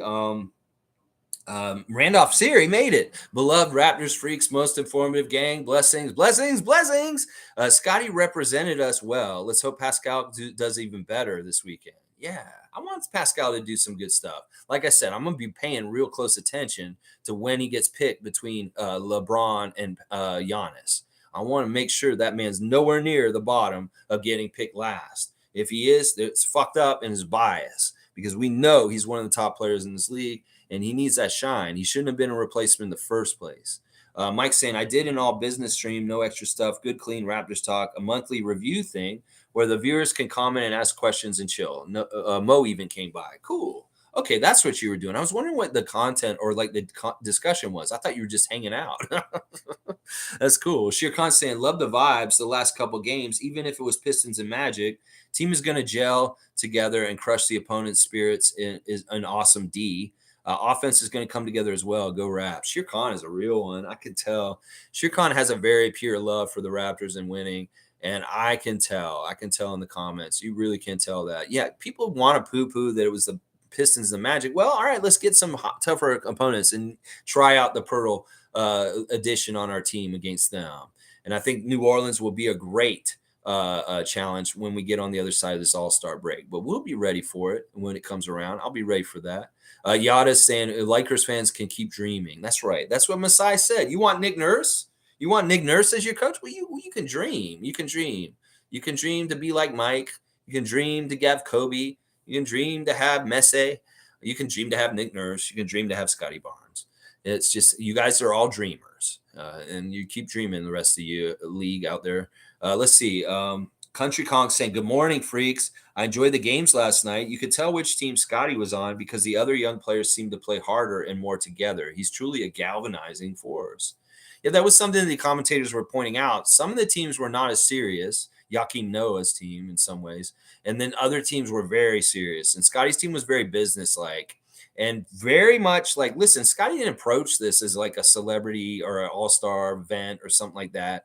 He approached this as like how he would approach any game and trying to go in for winning and winning basketball. And you could tell because he played the same way he would have played for the Raptors in the games last night, that he was very much being the glue guy and looking for other people to set them up. That was more important to him than shooting. And we can't say that about all the guys on his team. Some of those other guys were all about just shooting. Mathern. But yeah, Scottie had winning basketball on his mind, and that is a big reason why they won the tournament, was because he was playing like he would for winning basketball for the Raptors and not necessarily playing for highlights and doing things to show off himself like a lot of the rising stars were. Yeah, it was really good. He was a galvanizing force. I think that is a very appropriate and accurate statement for him. He galvanized Team Pau to get the wins. He was underlying force on that team. He did the rebounds and he set people up. And not everybody was willing to do that last night. Monique saying Scottie and the NBA cares doing great work last night. One step closer to seeing OG back. Yeah, I think OG should be back when we get back. Come on, clear him up. Get him done. Get him ready and have him ready for New Orleans. Get him all ready. We want Gary back too. We want all these guys back for the first game back against the Pelicans next week. And Omari saying we want Messi. We want Messi. We want Ronaldo. We want Pele. We want all these greats. Everybody wants them. You don't get them. Duke saying if Siakam is picked last, just gives him more fuel to destroy the Bucks and Lakers. Yeah, I could see that. I could see that for sure. All right, guys, thanks for joining me today for a recap and reaction to All-Star Friday night last night. Good job, Scott Wayne Barnes. We are proud of you from Raptors Nation. You are a stellar representative for our team and franchise, and you just doing such a great job down there, man. You just love it, too. I know that part of it is, like you said, you just love being around all the different players from around the league. You love being a part of the whole NBA machine, and it's exciting to you because in some ways you dreamt of it as a younger player, I'm sure. And now it's happening, and you really do soak it up. We saw a clip of you and Paolo in the swag line where you guys can go through and pick up little items, and you just seem so happy because you're going to get all these cool NBA things from the All-Star weekend that not everybody in the league gets because you were invited to it and you get that extra swag. So you go, Scottie Barnes. You have the best All-Star weekend you possibly can. And I know, listen, you're going to maybe you already left. You might have only been there yesterday because I don't know if you have to be there today. Maybe you hang out and watch the dunk competition and sit at the sideline and film it a little bit, but you could very well be that you've hit the beach already. Because I don't think you'll be there still for the All-Star game for, seeing Siakam, but maybe you will hang out and support your teammate Siakam in the All-Star game. I don't know for sure. But in some ways, sometimes these guys cut and run after their event's done. They just get out and they go and enjoy the rest of their All-Star break in vacation. So we'll have to see if Scottie's still around for the dunk competition tonight, filming it, or tomorrow to support Siakam. So it'll be really interesting. Shir Khan saying, great stream once again. Have a nice long weekend. You go, Shir Khan. I appreciate you so much. And you really have been a great force, a new force on our chat that I really enjoy. Duke saying, yeah, all right, I read that already. All right, guys. Have a great day. Please like, comment, subscribe, and share. And tomorrow I'll be reacting to the Saturday night events. Hopefully they're good, and I'm not just tearing them up and tearing them down and saying they're all stupid. That celebrity game was fun. It was goofy. It had a lot of innovation, and in some ways it was a lot of fun because of that innovation. And the microphones on the players, very fun and insightful stuff, NBA. These kind of things, I love how you're always trying new stuff in different places because I know that when you try this stuff, you're going to try it on the main level at some point. Although you may not want to do this because it did seem like Alvarado and Giddey were out of breath from having to talk while they were playing at the same time. That's not easy to do. You want to save your breath. You don't want to talk so much. And I could tell they were getting tired. All right, Isaac, I don't know what you just said. You cleared it out. Y'all have a great Saturday, and I'll see y'all tomorrow. Let's go Raptors. Let's go Scottie. Let's go Pascal. You guys are doing a great job representing us in Utah this weekend. Have a great day, guys, and all the best. And go get a Siakam Swirl McFlurry. Is very good. It's so good. It was totally worth the upset stomach I have right now, the sugar down that I have after having a sugar rush, and also the brain freeze. All right, have a good day, y'all. Have a good day. See you tomorrow at 9.